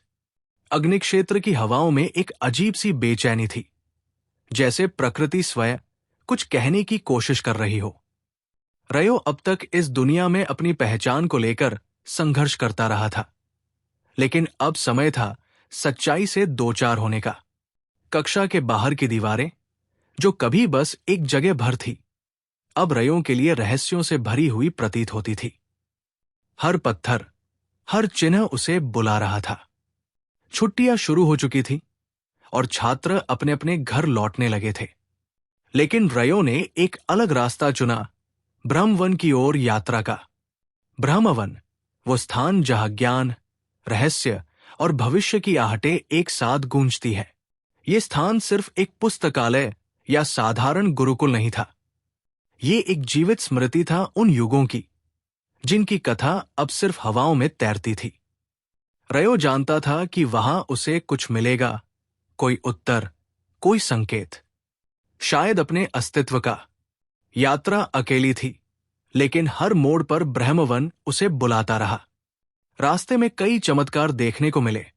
जल में बहते अग्निकण, पत्थरों से उगते फूल और हवाओं में गूंजते मंत्र, जैसे प्रकृति स्वयं उसके आगमन की प्रतीक्षा कर रही हो। 3 दिन की कठिन यात्रा के बाद रयो ब्रह्मवन के द्वार पर पहुंचा। एक विशाल, चमकदार वृक्ष की जड़ों के नीचे बना यह स्थान आकाश की ओर खुलता था। वहां के वृक्ष न सिर्फ हरे थे, बल्कि उनके पत्तों से मंत्र फूटते थे। प्रवेश करते ही रयो को एक जानी पहचानी सी ऊर्जा का आभास हुआ। तुम आ गए, एक गंभीर आवाज गूंजी। वो वही महर्षि था जिसे रयो ने कई बार स्वप्न में देखा था, वही जिसने कहा था, वही आया है जिसे हमने युगों पहले चुना था। तत्वसार, रयो के शरीर में एक कंपन दौड़ गया, परंतु महर्षि ने आगे कुछ नहीं कहा। उन्होंने रयो की आंखों में झांका, एक ऐसी दृष्टि जो आत्मा के पार देख सकती थी। तुम्हें उत्तर नहीं, प्रश्नों की खोज करनी है, उन्होंने धीरे से कहा। ब्रह्मवन तुम्हें तुम्हारे अतीत की परतों तक ले जाएगा, पर याद रखना, हर उत्तर एक बलिदान मांगता है। रयो को ब्रह्मवन के भीतरी कक्षों में ले जाया गया। वहां दीवारों पर बनी चित्रकथाएं, प्राचीन यंत्र और जीवित मंत्र उसके सामने खुलने लगे। हर चित्र एक कहानी कहता, और हर कहानी में एक छवि होती जो रयो से मिलती जुलती थी। क्या ये कोई चमत्कार था, या उसका अतीत सच में इस दुनिया से जुड़ा था? कक्षों में एक स्थान ऐसा था जहां केवल चुने गए को प्रवेश मिलता, और जैसे ही रयो ने उस द्वार की ओर कदम बढ़ाया, द्वार अपने आप खुल गया। अंदर घना अंधकार था, लेकिन जैसे ही वो भीतर गया, प्रकाश फूट पड़ा और उसकी आंखों के सामने था उसका ही एक अक्स। परंतु वो अक्स चुप नहीं था। वो बोलने लगा, तुम वही हो, और फिर भी नहीं। ये संसार तेरे लिए नया है, पर तू इसके लिए पुराना है। अचानक रयो के शरीर से तेज रोशनी निकली। अग्नि, जल, वायु, पृथ्वी और आकाश, पांचों तत्व उसके चारों ओर घूमने लगे। लेकिन ये स्थायी नहीं था। उसका शरीर उस शक्ति को थाम नहीं पा रहा था। और तभी एक विस्फोट हुआ। ब्रह्मवन गूंज उठा। सारे साधु, महर्षि और तत्वज्ञ वहां दौड़े चले आए। रयो बेहोश पड़ा था। उसके चारों ओर जमीन जली हुई थी, लेकिन उसके हृदय पर एक चिन्ह उभर आया था, पांचों तत्वों का। जब रयो को होश आया तो उसके सामने महर्षि खड़े थे। यात्रा अब शुरू हुई है रयो। तत्वसार होने का अर्थ है सब कुछ खोकर सब कुछ पाना। क्या तू तैयार है? रयो ने उत्तर नहीं दिया। उसकी आंखों में अब सवाल नहीं थे, बल्कि एक निर्णय था। क्या रयो अब खुद को तत्वसार मानने लगेगा? क्या ब्रह्मवन का रहस्य उसके लिए नई राह खोलेगा?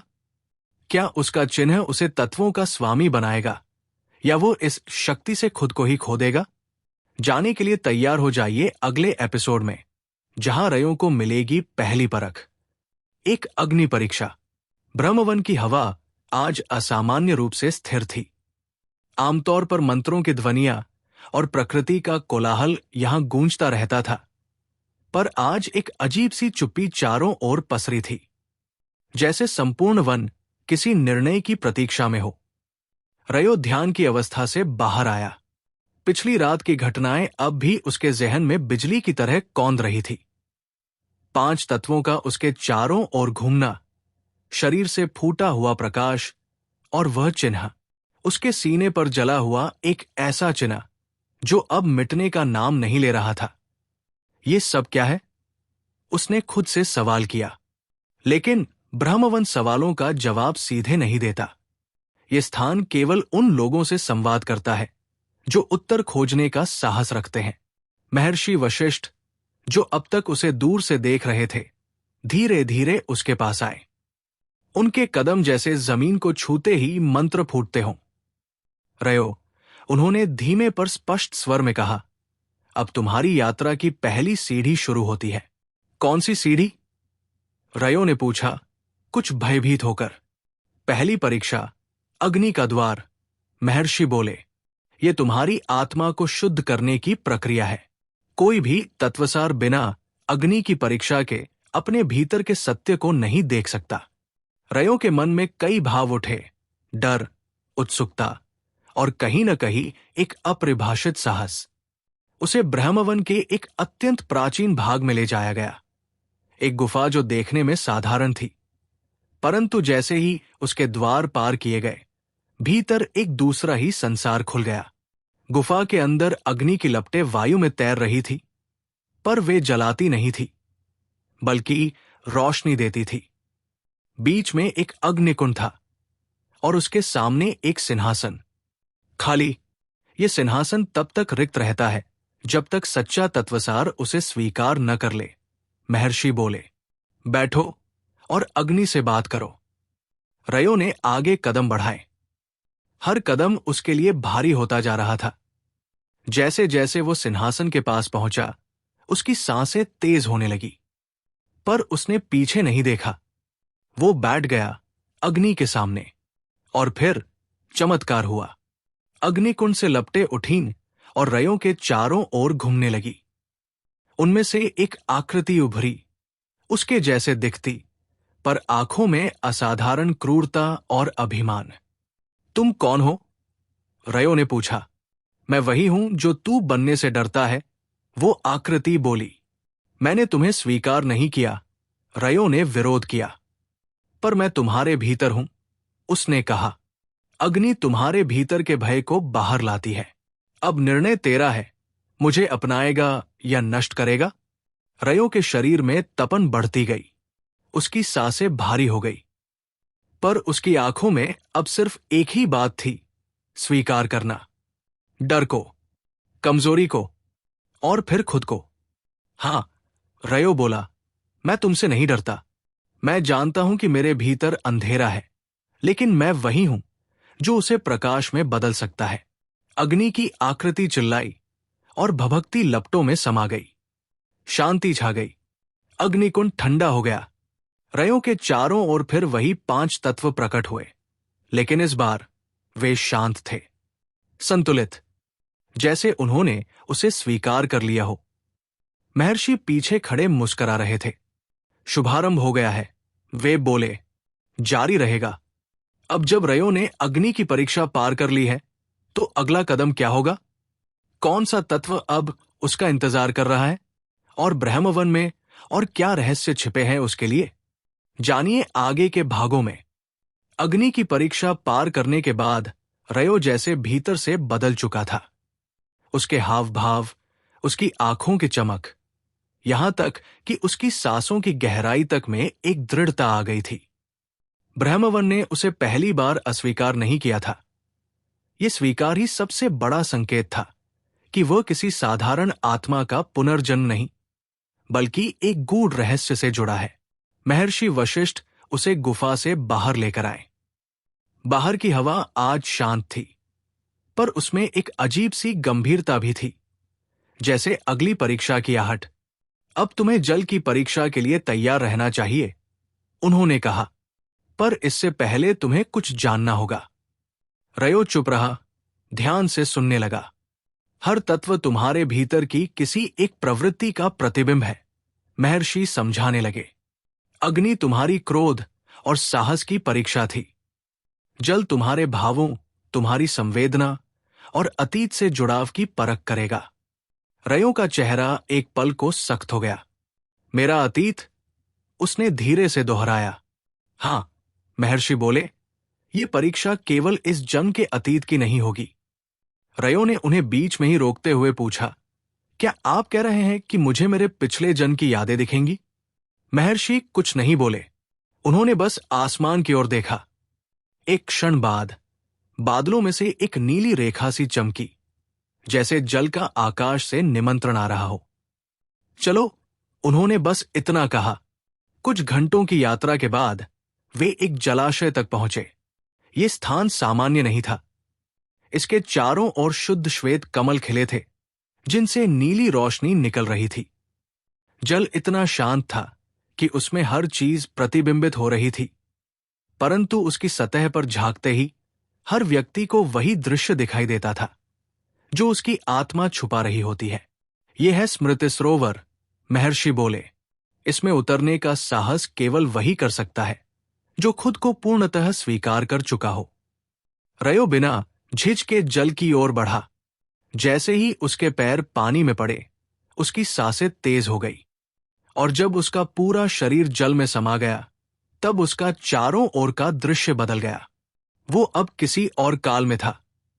चारों ओर पत्थर की इमारतें थी। एक विशाल कक्ष में वो खड़ा था, जिसके सामने लोग झुके हुए थे, और स्वयं रयो एक सिंहासन पर बैठा था। पर यह वो रयो नहीं था जिसे वो जानता था। ये एक प्राचीन अवतार था। सिर पर मुकुट, आंखों में गहन तप और चेहरे पर अथाह पीड़ा। तत्वासार महाराज। एक सेवक ने कहा, आपका आदेश? युद्ध अब अपरिहार्य है, वो स्वर गूंजा। रयो की आंखों में आंसू भर आए। वो ये सब क्यों देख रहा था?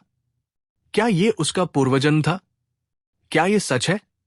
उसने सोचा। तभी एक आवाज आई जो उसकी चेतना के अंदर से निकली। हर जन्म में तुमने खुद को खो दिया, तत्वासार। अब वक्त है खुद को फिर से पाना। और दृश्य तिरोहित हो गया। जल की सतह टूटी। रयो सांसें लेते हुए ऊपर आया, पसीने से लथपथ, पर आत्मा से शांत। महर्षि ने उसकी ओर देखा, जैसे वे पहले से जानते हो कि क्या हुआ है। अब तुम जल को भी पार कर चुके हो, वे बोले। क्या वो सच था? रयो ने थके स्वर में पूछा। सच और भ्रम के बीच की रेखा इस संसार में उतनी ही धुंधली है जितनी स्मृति सरोवर की सतह, महर्षि बोले। पर हर दृश्य में एक बीज होता है, तुम्हारे उत्तर का। रयो कुछ नहीं बोला। उसने बस ऊपर आकाश की ओर देखा।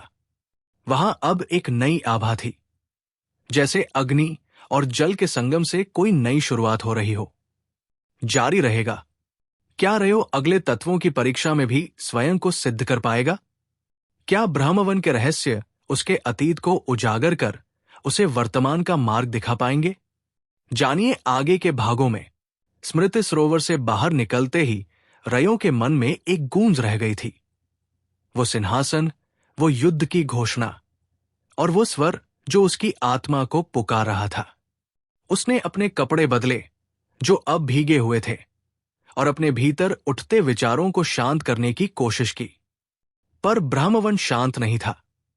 जल परीक्षा के अगले ही दिन आकाश में विचित्र परिवर्तन शुरू हो गए। सूरज की किरणें हल्की नीली पड़ने लगी थी, और हवाओं में नमी की जगह अब एक अजीब सी सर्दी आ गई थी। महर्षि वशिष्ठ ने रयों को बुलाया। तुमने अग्नि और जल को साधा, वे बोले। अब पृथ्वी तुम्हारी प्रतीक्षा कर रही है। पृथ्वी? रयो ने पूछा। वो तत्व जो स्थिरता का प्रतीक है, पर इसके भीतर सबसे गहरे डर छुपे होते हैं। जड़ता, मोह और अपने सबसे प्रिय को खोने का भय। रयो की भौहें सिकुड़ गई। अब तक की परीक्षाओं ने उसके भीतर के धागों को खोलना शुरू कर दिया था। पर पृथ्वी, ये तो आत्मा की नींव थी। क्या इसके लिए भी कोई सरोवर है? उसने पूछा। नहीं, महर्षि बोले, पृथ्वी की परीक्षा बाहरी नहीं, आंतरिक होती है। तुम्हें उसे अपने भीतर खोजना होगा। रयो को अगले कुछ दिनों तक एकांत साधना में रखा गया, एक पत्थर की गुफा में, जहां केवल मौन था, न कोई ध्वनि, न कोई प्रकाश, बस उसकी सांसें और उसकी स्मृतियां। कई रातें बीती। एक रात, जब रयो समाधि की स्थिति में था, उसे एक भूकंप सा अनुभव हुआ। गुफा के भीतर की दीवारें हिलने लगी और एक दरार खुली। उस दरार से एक उजाला फूटा, पीला, सुनहरा, गर्म। रयो ने आंखें खोली और देखा कि वो अब किसी गुफा में नहीं था। वो एक विशाल मैदान में खड़ा था, जहां उसके चारों ओर उसकी मां की छवि घूम रही थी। वे छवियां जो उसने अपने असली जीवन में देखी थी, अपने पुराने संसार में। उनकी मुस्कान, उनकी चिंता, उनका हाथ उसके माथे पर। मां, वो फुसफुसाया, और तभी वे छवियां धुएं में बदल गई। पृथ्वी वही है जो हमसे छीन ली जाती है ताकि हम उसकी कमी को पहचान सकें। एक गूंजती आवाज आई। तुम कौन हो? रयो ने पूछा। तुम्हारा अपना भय, वो आवाज बोली, जो हर बार तुम्हारे निर्णयों को रोकता है। जब तक तुम इससे नहीं लड़ोगे, तब तक पृथ्वी तुम्हें स्वीकार नहीं करेगी। तभी रयो के सामने उसकी मां की छवि एक बार फिर प्रकट हुई, पर इस बार वो रो रही थी। पीछे से एक अंधकारमय आकृति उनके पास आ रही थी। मुझे बचाओ, वे बोली। रयो आगे बढ़ा, पर उसके पैर जमीन में धंस गए। ये वही जड़ता थी जिसके बारे में महर्षि ने कहा था। डर, मोह और पथराई हुई इच्छा सब उसे रोक रहे थे। नहीं, रयो चिल्लाया। उसने पूरे बल से जमीन को झटका, और वही क्षण उसकी चेतना में परिवर्तन ले आया। उसकी आंखें लाल हो गई, शरीर से सुनहरी रोशनी निकलने लगी, और जब उसने अपने हाथ आगे बढ़ाए तो जमीन की जड़ता टूट गई, जैसे धरती ने उसे अब स्वीकार कर लिया हो। जैसे ही वो वापस गुफा में लौटा, महर्षि पहले से वहां खड़े थे। पृथ्वी भी अब तुम्हारी मित्र है, उन्होंने कहा। तुम अब आगे बढ़ सकते हो। पर तभी आकाश में एक अजीब सी बिजली कड़कती है। एक तेज चीख, जानवर की या शायद किसी और ही चीज की। अब कौन सी परीक्षा है? रयो ने चिंतित स्वर में पूछा। महर्षि ने आसमान की ओर देखा। अब वायु आएगी, वे बोले, और वो लाएगी तुम्हारे सबसे बड़े भ्रम को।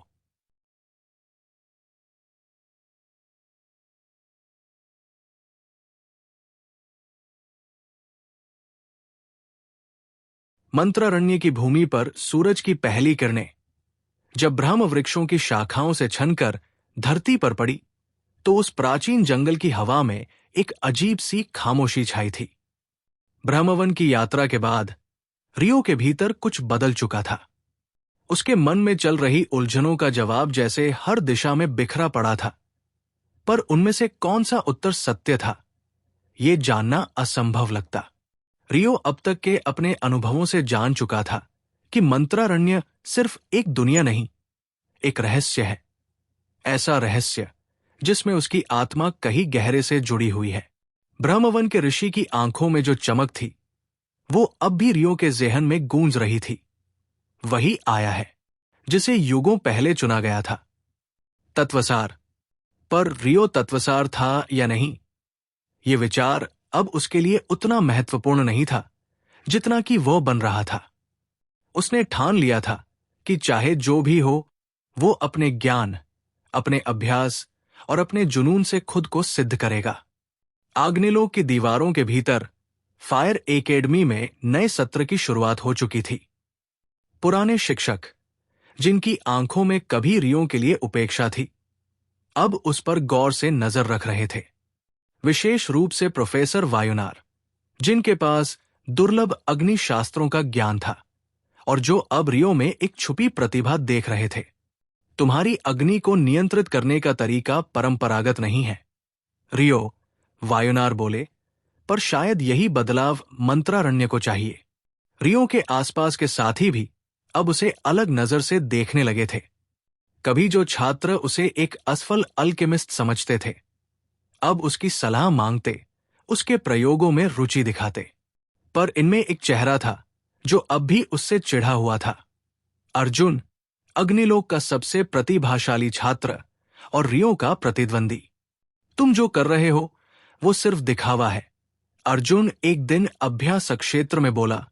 तुम तत्वसार बनने का नाटक कर सकते हो, पर अग्नि तुम्हें कबूल नहीं करेगी। रियो ने शांति से उसकी ओर देखा और अग्निकुंड के सामने बैठकर अपनी हथेली फैलाई। धीरे धीरे उसमें एक नीली ज्वाला फूटी, असामान्य, शांत, पर अत्यंत शक्तिशाली। मैं नाटक नहीं कर रहा, अर्जुन, रियो बोला, मैं सीख रहा हूं और अग्नि मुझसे बातें कर रही है। तुमने कभी सुनी है अग्नि की आवाज? इस एक क्षण में अभ्यास क्षेत्र सन्न रह गया। अर्जुन चुप था और वायुनार मुस्कुरा रहे थे।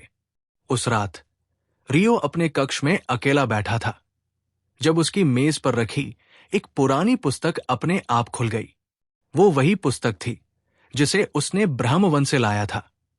उसमें तत्वों के रहस्य और प्राचीन ज्ञान अंकित था। पर आज उसमें एक नया पन्ना प्रकट हुआ था, एक मानचित्र जो मंत्रारण्य के मध्य में स्थित निषिद्ध सागर की ओर इशारा कर रहा था। रियो की सांसें थम गई। उस सागर के बारे में उसने केवल किंवदंतियां सुनी थी। कहा जाता था कि वही वो शक्ति छुपी है जो तत्वसार को उसकी पूर्णता तक पहुंचा सकती है, परंतु वो स्थान मृत्यु की घाटी से कम नहीं। वो जानता था ये मार्ग सरल नहीं होगा। उसे अपनी सीमाओं को परखना होगा, अपने मित्रों को चुनना होगा और अपने शत्रुओं से दो दो हाथ करने होंगे। लेकिन उसके अंदर अब कोई भय नहीं था, केवल जिज्ञासा और संकल्प। अगर ये मेरा पुनर्जन्म है, उसने स्वयं से कहा, तो मैं उसे अधूरा नहीं रहने दूंगा।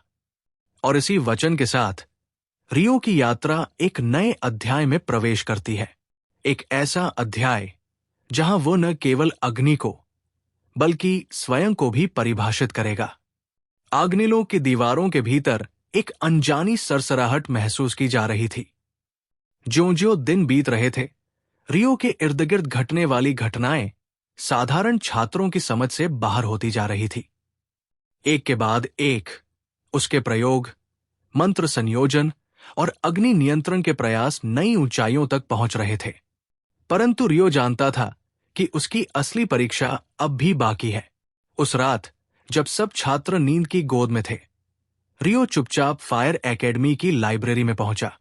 उसने उस प्राचीन मानचित्र को फिर से खोला। निषिद्ध सागर, एक स्थान जिसे सभी इतिहासकार, ऋषि और विद्वान मृत्यु का द्वार कहते थे, परंतु वही स्थान अब उसकी आत्मा को खींच रहा था। जैसे उसके भीतर कुछ पुकार रहा हो, कोई अनसुनी आवाज, कोई अधूरा वादा। मानचित्र में दर्ज संकेतों को समझने के लिए रियो को केवल जादुई ज्ञान नहीं, बल्कि गूढ़ सांकेतिक भाषा की भी जरूरत थी। तभी उसे याद आया एक नाम, एरा, एक रहस्यमयी युवती जो जल्लोक से थी, जो उसे ब्रह्मवन की ओर ले गई थी। रियो को विश्वास था कि वो अब भी कहीं पास ही है। अगले दिन रियो ने अपनी छुट्टियां तय की और अकेले ही मंत्रारण्य के भीतर स्थित जल लोक की दिशा में यात्रा शुरू कर दी। ये कोई साधारण यात्रा नहीं थी। रास्ते में उसे मंत्र वन के अभिशप्त वृक्षों से लड़ना पड़ा, जिनके स्पर्श मात्र से चेतना डगमगा जाती। उसे अंधकारमय दलदल से गुजरना पड़ा, जहां उसकी परीक्षा उसकी मानसिक स्थिरता से होती। आखिरकार 3 दिन बाद वो एक गुफा के पास पहुंचा, जहां जल लोक का प्रवेश द्वार था। वहां उसे एरा मिली। पहले से ज्यादा गंभीर, उसकी आंखों में कुछ छुपा हुआ था। तुम आओगे, मुझे विश्वास था, एरा ने कहा। पर क्या तुम जानते हो, जिस मार्ग की ओर तुम बढ़ रहे हो वो मार्ग नहीं, एक अग्निपथ है? मुझे जवाब चाहिए, एरा। निषिद्ध सागर क्या है और क्यों वह मेरे पास खिंच रहा है? रियो की आवाज दृढ़ थी। एरा ने एक दीर्घ निश्वास छोड़ा और उसके सामने जल की एक सतह पर हाथ रखा। जल हिलने लगा और उसमें एक दृश्य उभरा, एक विशाल सागर जिसके बीचों बीच एक चट्टान, और उस चट्टान पर कोई बंधा हुआ था। उसकी आंखें बंद थी, पर उसके चारों ओर लपटें थी, जैसे वो जलती हुई आत्मा हो। ये वही स्थान है जहां युगों पहले तत्वसार को पहली बार जगाया गया था, एरा बोली। परंतु वो पूर्ण नहीं हो पाया क्योंकि किसी ने उसे रोक दिया। तत्वसार? रियो की आंखें चौड़ी हो गई। मैं नहीं जानती, एरा ने धीमे से कहा, पर तुम्हारे भीतर वो कंपन है जो मैंने इससे पहले केवल उस अग्नि में महसूस किया था। उस क्षण रियो को वो दृष्टि याद आई, ब्रह्मवन के महर्षि की आंखें, जो उसकी आत्मा को भेदती प्रतीत हुई थी। क्या यह संयोग था या कोई पूर्व नियोजित सत्य?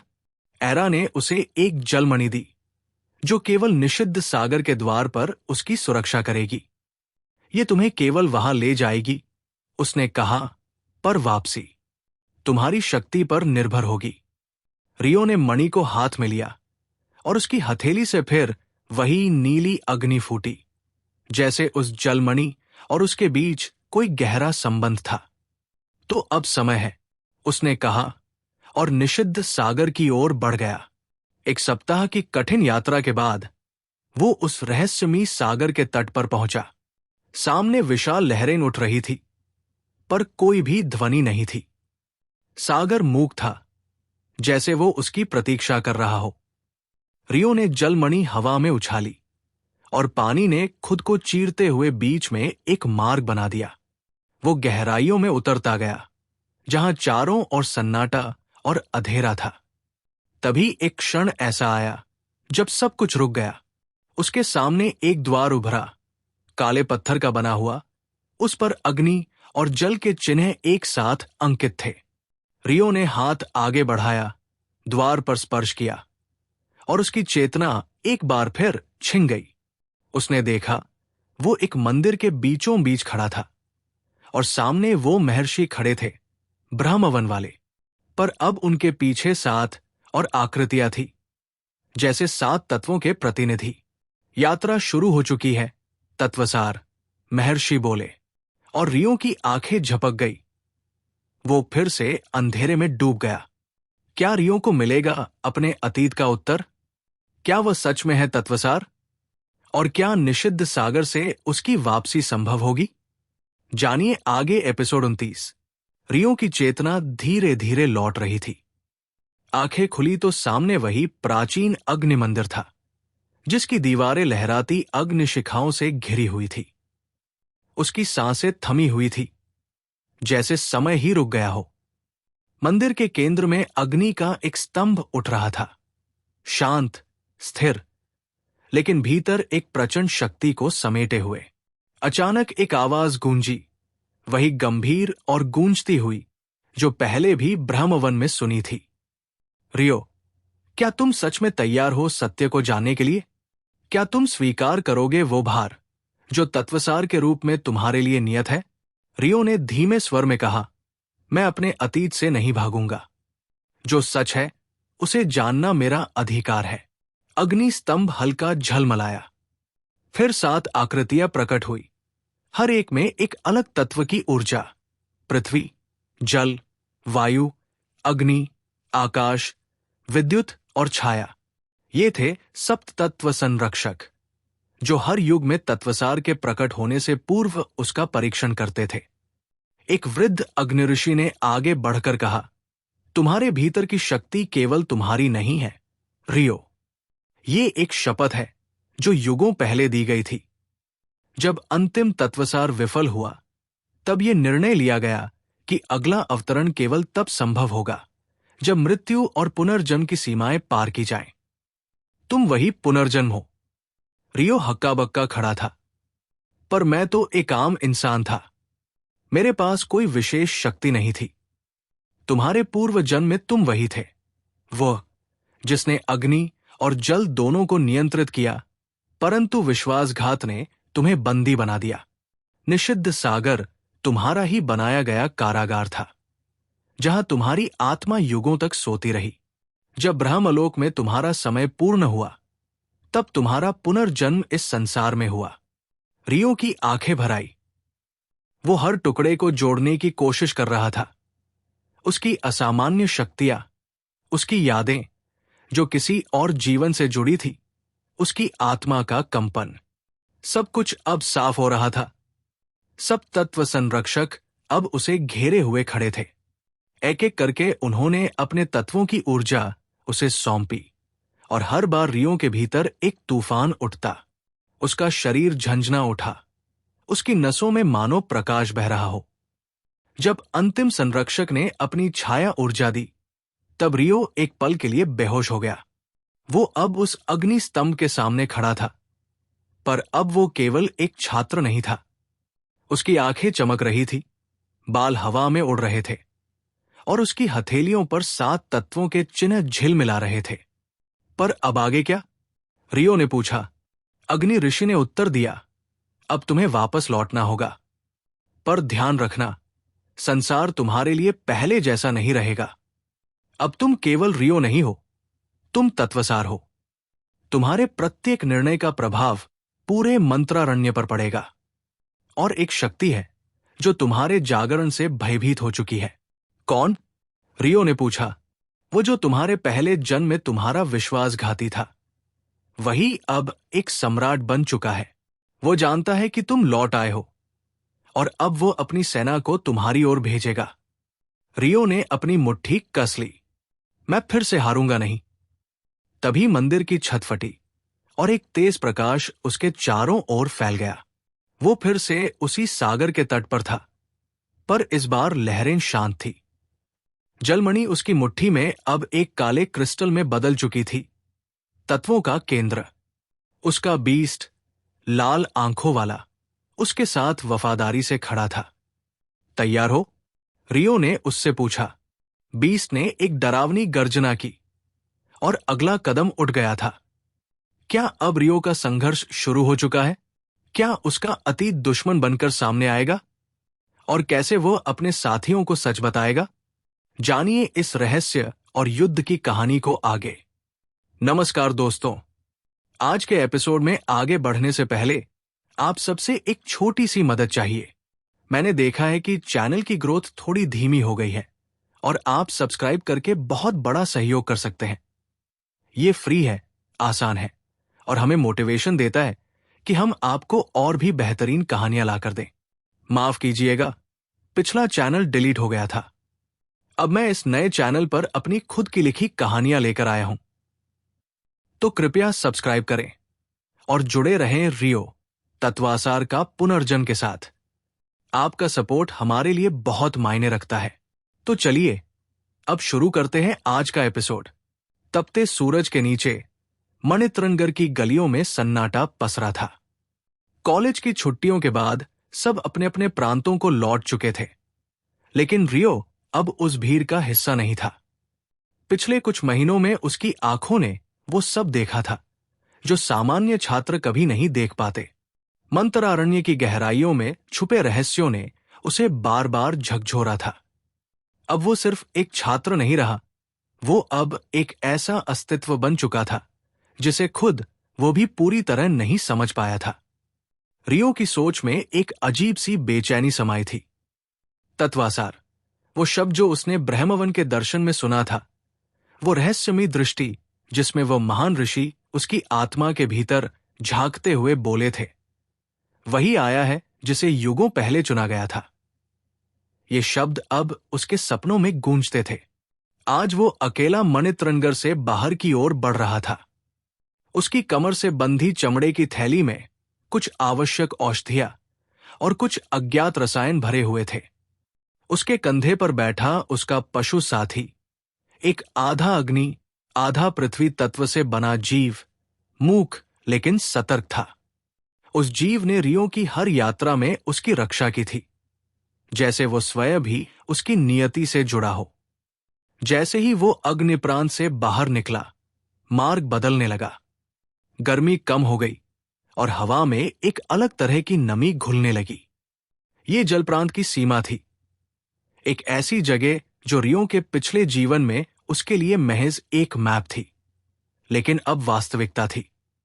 मार्ग के दोनों ओर घने वृक्षों की कतारें थी और उनके बीच से बहती नदी की कलकल ध्वनि शांति बिखेर रही थी। परंतु रियो जानता था कि यह शांति लंबे समय तक टिकने वाली नहीं थी। ब्रह्मवन का रास्ता इसी दिशा में था और वहां तक पहुंचने के लिए उसे कई बाधाओं का सामना करना था। तू सोच रहा है, क्या सच में तू वही है जिसे तत्वासार कहा गया? रियो ने अपने आप से प्रश्न किया। उसकी स्मृतियां अभी भी अधूरी थी। उसे अब भी पूरा विश्वास नहीं था कि वो कोई पूर्वनिर्धारित नायक था, लेकिन उसके भीतर उभरती शक्ति और रसायनों पर उसकी पकड़ किसी साधारण छात्र की नहीं थी। कई बार जब वो ध्यान करता तो उसके आसपास की ऊर्जा खुद ब खुद उसके भीतर खींचने लगती थी। ये वो नियंत्रण था जो वर्षों की साधना के बाद किसी को मिलता, परंतु रियो के लिए जैसे ये स्वाभाविक था। अचानक मार्ग के मध्य एक धुएं का गुबार उठता है। एक विशालकाय अजगराकार राक्षस जो जल तत्व से जुड़ा था, सामने प्रकट होता है। उसकी आंखों में क्रोध और अतीत की पीड़ा भरी थी। रियो ने उसकी आंखों में देखा और उसके भीतर एक कहानी झलकने लगी। तू कौन है और इस पथ को क्यों पार कर रहा है? राक्षस की गूंजती आवाज गूंजती है। रियो पीछे नहीं हटता। उसकी हथेली में एक आग का गोला प्रकट होता है और उसकी आंखों में आत्मविश्वास की चमक। मैं रियो हूं, वो कहता है, और मैं ब्रह्मवन की ओर जा रहा हूं, अपने उत्तरों की तलाश में। राक्षस एक पल को रुकता है, फिर जोर से हंसता है। उत्तर तुम्हें तभी मिलेंगे जब तुम स्वयं को समझ पाओगे। चलो, दिखाओ अपनी शक्ति। रियो और वो जल राक्षस आमने सामने खड़े थे। एक ओर थी अनुभवहीनता पर आत्मविश्वास, दूसरी ओर थी प्राचीन शक्ति पर टिकी क्रोध की आग। लड़ाई आरंभ होती है। जल लहरों की तरह उठता है और रियो की ओर दौड़ता है। वो पीछे हटने के बजाय आग को सामने लाता है। हवा में गर्मी और नमी की टकराहट होती है। तत्वों का युद्ध अपने चरम पर है। राक्षस उसकी ओर प्रहार करता है, लेकिन रियो अपने भीतर की ऊर्जा को महसूस करता है। वो केवल एक अग्नि तत्व का नियंत्रक नहीं है, उसके भीतर सभी तत्वों की पुकार है। वो मिट्टी को बुलाता है और भूमि से एक दीवार उगाती है। जल उस पर टकराता है और बिखर जाता है। तुम्हें क्या लगता है, तुम सिर्फ एक छात्र हो? राक्षस चिल्लाता है। रियो की आंखें जलती है, परंतु न घृणा से, न डर से, बल्कि आत्मस्वीकृति से। मैं अब वो नहीं हूं जो पहले था, वो कहता है। मैं रियो हूं और मैं खोज रहा हूं कि मैं वास्तव में कौन हूं। आखिरी प्रहार के साथ रियो का अग्निबाण राक्षस के सीने से टकराता है और राक्षस की आकृति जल में घुल जाती है। परंतु मरने से पहले वो कुछ कहता है। आगे और भी बड़े सत्य तुम्हारा इंतजार कर रहे हैं। तत्वासार। रियो हाफता हुआ जमीन पर बैठ जाता है। उसके चारों ओर की ऊर्जा स्थिर हो जाती है, लेकिन उसके भीतर एक नया तूफान उठ चुका है। अगर एक राक्षस भी उसे तत्वासार कह रहा है, तो क्या यह मात्र संयोग है? क्या ब्रह्मवन में उसके सारे उत्तर होंगे? और सबसे बड़ा प्रश्न, क्या वो तैयार है उस उत्तर को स्वीकार करने के लिए? तत्वासार की रहस्यमयी पहचान धीरे धीरे सामने आने लगी है। रियो का यह सफर सिर्फ शारीरिक नहीं, आत्मिक भी बनता जा रहा है। अब जब उसने तत्वों के वास्तविक स्वरूप को महसूस किया है, क्या वो ब्रह्मवन तक सुरक्षित पहुंच पाएगा? कौन है वे जो उसकी राह में बाधाएं खड़ी कर रहे हैं? और क्या सच में कोई उसे बचपन से जानता है? क्या होगा आगे? जानने के लिए जुड़े रहिए। अगला भाग जल्द ही। सूर्य अब अस्ताचल की ओर बढ़ चला था और मंत्रारण्य की आकाशगंगा में गहराता हुआ नारंगी रंग छा गया था। अग्न्यलोक के आकाश में तपती लपटों जैसी रेखाएं फैल रही थी, मानो ये इशारा कर रही हो कि एक नया परिवर्तन होने वाला है। रियो उस समय अकेला नहीं था। बल्कि वो स्वयं से लड़ रहा था। अपने भीतर की शक्ति, अपने अतीत की स्मृतियां और अपने भविष्य के संकेत, इन तीनों से उसका मस्तिष्क उलझा हुआ था। उसके चारों ओर का वातावरण अब सामान्य नहीं लग रहा था। हर तत्व, हर कण मानो उसे देख रहा था, उसकी चेतना को भेद रहा था। अल्केमिस्ट कॉलेज में आज विशेष कक्षा का आयोजन हुआ था। यह कक्षा तत्वों की संवेदना पर आधारित थी। मास्टर व्योम ने एक प्राचीन मंत्र संवेदना प्रयोगशाला में सभी विद्यार्थियों को बुलाया। यहां पर हर छात्र को किसी एक तत्व के साथ आत्मसंवाद करने के लिए कहा गया था। रियो ने जैसे ही अपनी हथेली को पृथ्वी तत्व से बने एक विशिष्ट पत्थर पर रखा, उसकी आंखों के सामने अचानक एक दृश्य कौंध गया। रेत के बीच में जली हुई एक प्रयोगशाला, धुआं उठता हुआ, और वहां पर एक युवक जो उसकी ही तरह दिखता था, दर्द में कराह रहा था। वो दृश्य पल में गायब हो गया, लेकिन रियो का मन अस्थिर हो गया। वो समझ नहीं पा रहा था कि ये दृश्य उसका वर्तमान था या कोई पूर्वजन्म की स्मृति। मास्टर व्योम ने उसकी ओर देखा और धीमे स्वर में कहा, तुम्हारी आत्मा की गहराइयों में जो तत्व गूंजता है वो जागने को है, लेकिन उससे पहले तुम्हें स्वीकार करना होगा कि तुम अब केवल एक विद्यार्थी नहीं हो। रियो चौंका, लेकिन उसने कोई उत्तर नहीं दिया। अब तक जो भी शक्ति उसके भीतर उभर रही थी वो उससे परिचित नहीं थी, फिर भी किसी पुराने मित्र की तरह जान पहचान सी लग रही थी। शाम को जब सभी छात्र विश्रामगृह लौट गए, रियो एक बार फिर अपनी निजी डायरी निकालकर बैठा। उसने अपने पिछले जीवन की कुछ यादें लिखनी शुरू की। उस गेम की कहानी, वो डिजिटल मैप्स और खासकर वो रहस्यमयी कैरेक्टर तत्वासार। उसके हाथ खुद ब खुद लिखने लगे। तत्वासार, एक ऐसा योद्धा जो सभी तत्वों पर अधिकार रखता है, लेकिन वो स्वयं अपने अस्तित्व से अनजान रहता है जब तक कि। वही रुका, उसका हाथ कांप गया। उसी समय एक दस्तक हुई। दरवाजे पर एक शिष्य खड़ा था। कया। रियो, कया बोला, प्रिंसिपल ने तुम्हें तत्वदर्शन कक्ष में बुलाया है अभी। रियो की आंखों में आशंका की झलक थी, लेकिन वो उठ खड़ा हुआ। तत्वदर्शन कक्ष कॉलेज का सबसे प्राचीन और रहस्यमयी भाग था। इसे केवल चुने हुए छात्र ही देख पाते थे। जब रियो वहां पहुंचा तो प्रिंसिपल देवव्रत पहले से वहां खड़े थे। उन्होंने बिना कोई भूमिका दिए सीधा प्रश्न किया, रियो, तुम्हें क्या लगता है तत्वों को नियंत्रित करने के लिए सबसे जरूरी चीज क्या है? रियो थोड़ा सोचकर बोला, ज्ञान, या शायद आत्मनियंत्रण। देवव्रत मुस्कुराए नहीं, लेकिन उनके चेहरे पर संतोष झलका। गलत नहीं हो तुम, लेकिन जो तत्व तुम्हें बुला रहा है वो सामान्य नहीं है। तुम्हारे भीतर कुछ जाग रहा है, शायद वह जिसे हम तत्वासार कहते हैं। रियो की सांस थम गई, पर देवव्रत ने आगे कहा, शायद ये भ्रम भी हो। इसलिए तुम्हें अगली छुट्टियों में ब्रह्मावन की यात्रा करनी होगी। वहां के ऋषिगण ही बता पाएंगे तुम्हारी आत्मा किस दिशा में अग्रसर है। रियो की आंखों में एक हल्की चमक आई। ब्रह्मावन, वो स्थान जिससे वो अनजाने में बार बार जुड़ता चला रहा था। उसी रात उसने एक सपना देखा। वो एक विशाल द्वार के सामने खड़ा था। उसके दोनों ओर पत्थरों में उकेरे गए रहस्यमयी चिन्ह थे। द्वार खुला और भीतर से एक गूंजती हुई आवाज आई, वही आया है जिसे युगों पहले चुना गया था। रियो चौंक कर उठ गया। सांसें तेज थी और मन बेचैन।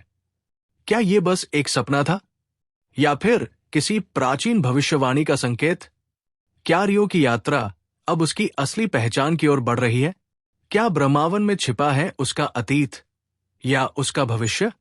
क्या वो सच में है तत्वासार? जाने अगले भाग में धधकती अग्निशिखाओं के मध्य खड़ा रियो अपने चारों ओर फैली बर्बादी को निहार रहा था। ज्वाला क्षेत्र का परीक्षण अब अंतिम चरण में था। पहली दो बाधाओं को पार कर लेने के बाद तीसरी परीक्षा न केवल उसकी शक्ति का बल्कि उसकी आत्मा की दृढ़ता का भी परीक्षण थी। ये चरण मनस्विनी अग्नि के नाम से जाना जाता था। एक ऐसी मानसिक और आध्यात्मिक परीक्षा जिसमें उम्मीदवार को उसकी सबसे भीषण यादों और सबसे गहरे डर से गुजरना पड़ता था। परीक्षण शुरू होते ही रियो की चेतना अजीब सी दुनिया में खिंच गई।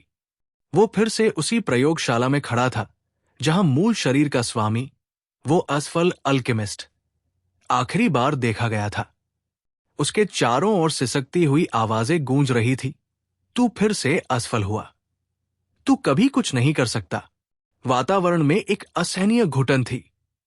दीवारों से टपकते लावे जैसे शब्द उसकी आत्मा को झुलसाने लगे। पर अब रियो वो लड़का नहीं था।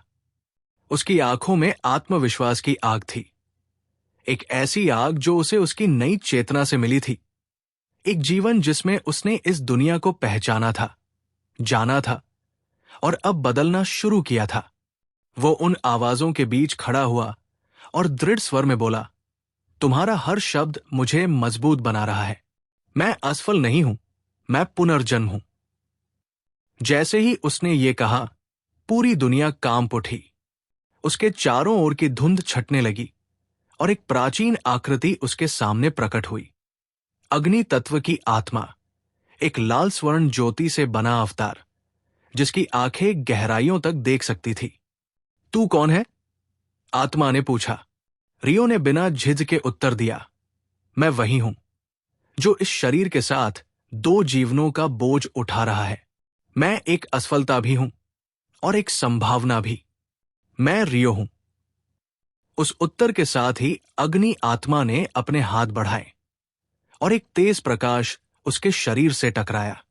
अग्नि की एक नई छवि उसकी हथेली पर उभरी, एक प्रतीक जो इस बात का संकेत था कि रियो ने ज्वाला क्षेत्र की परीक्षा पूर्ण कर ली है।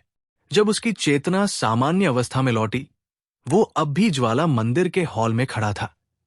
आसपास के संरक्षक और परीक्षक आश्चर्य में थे।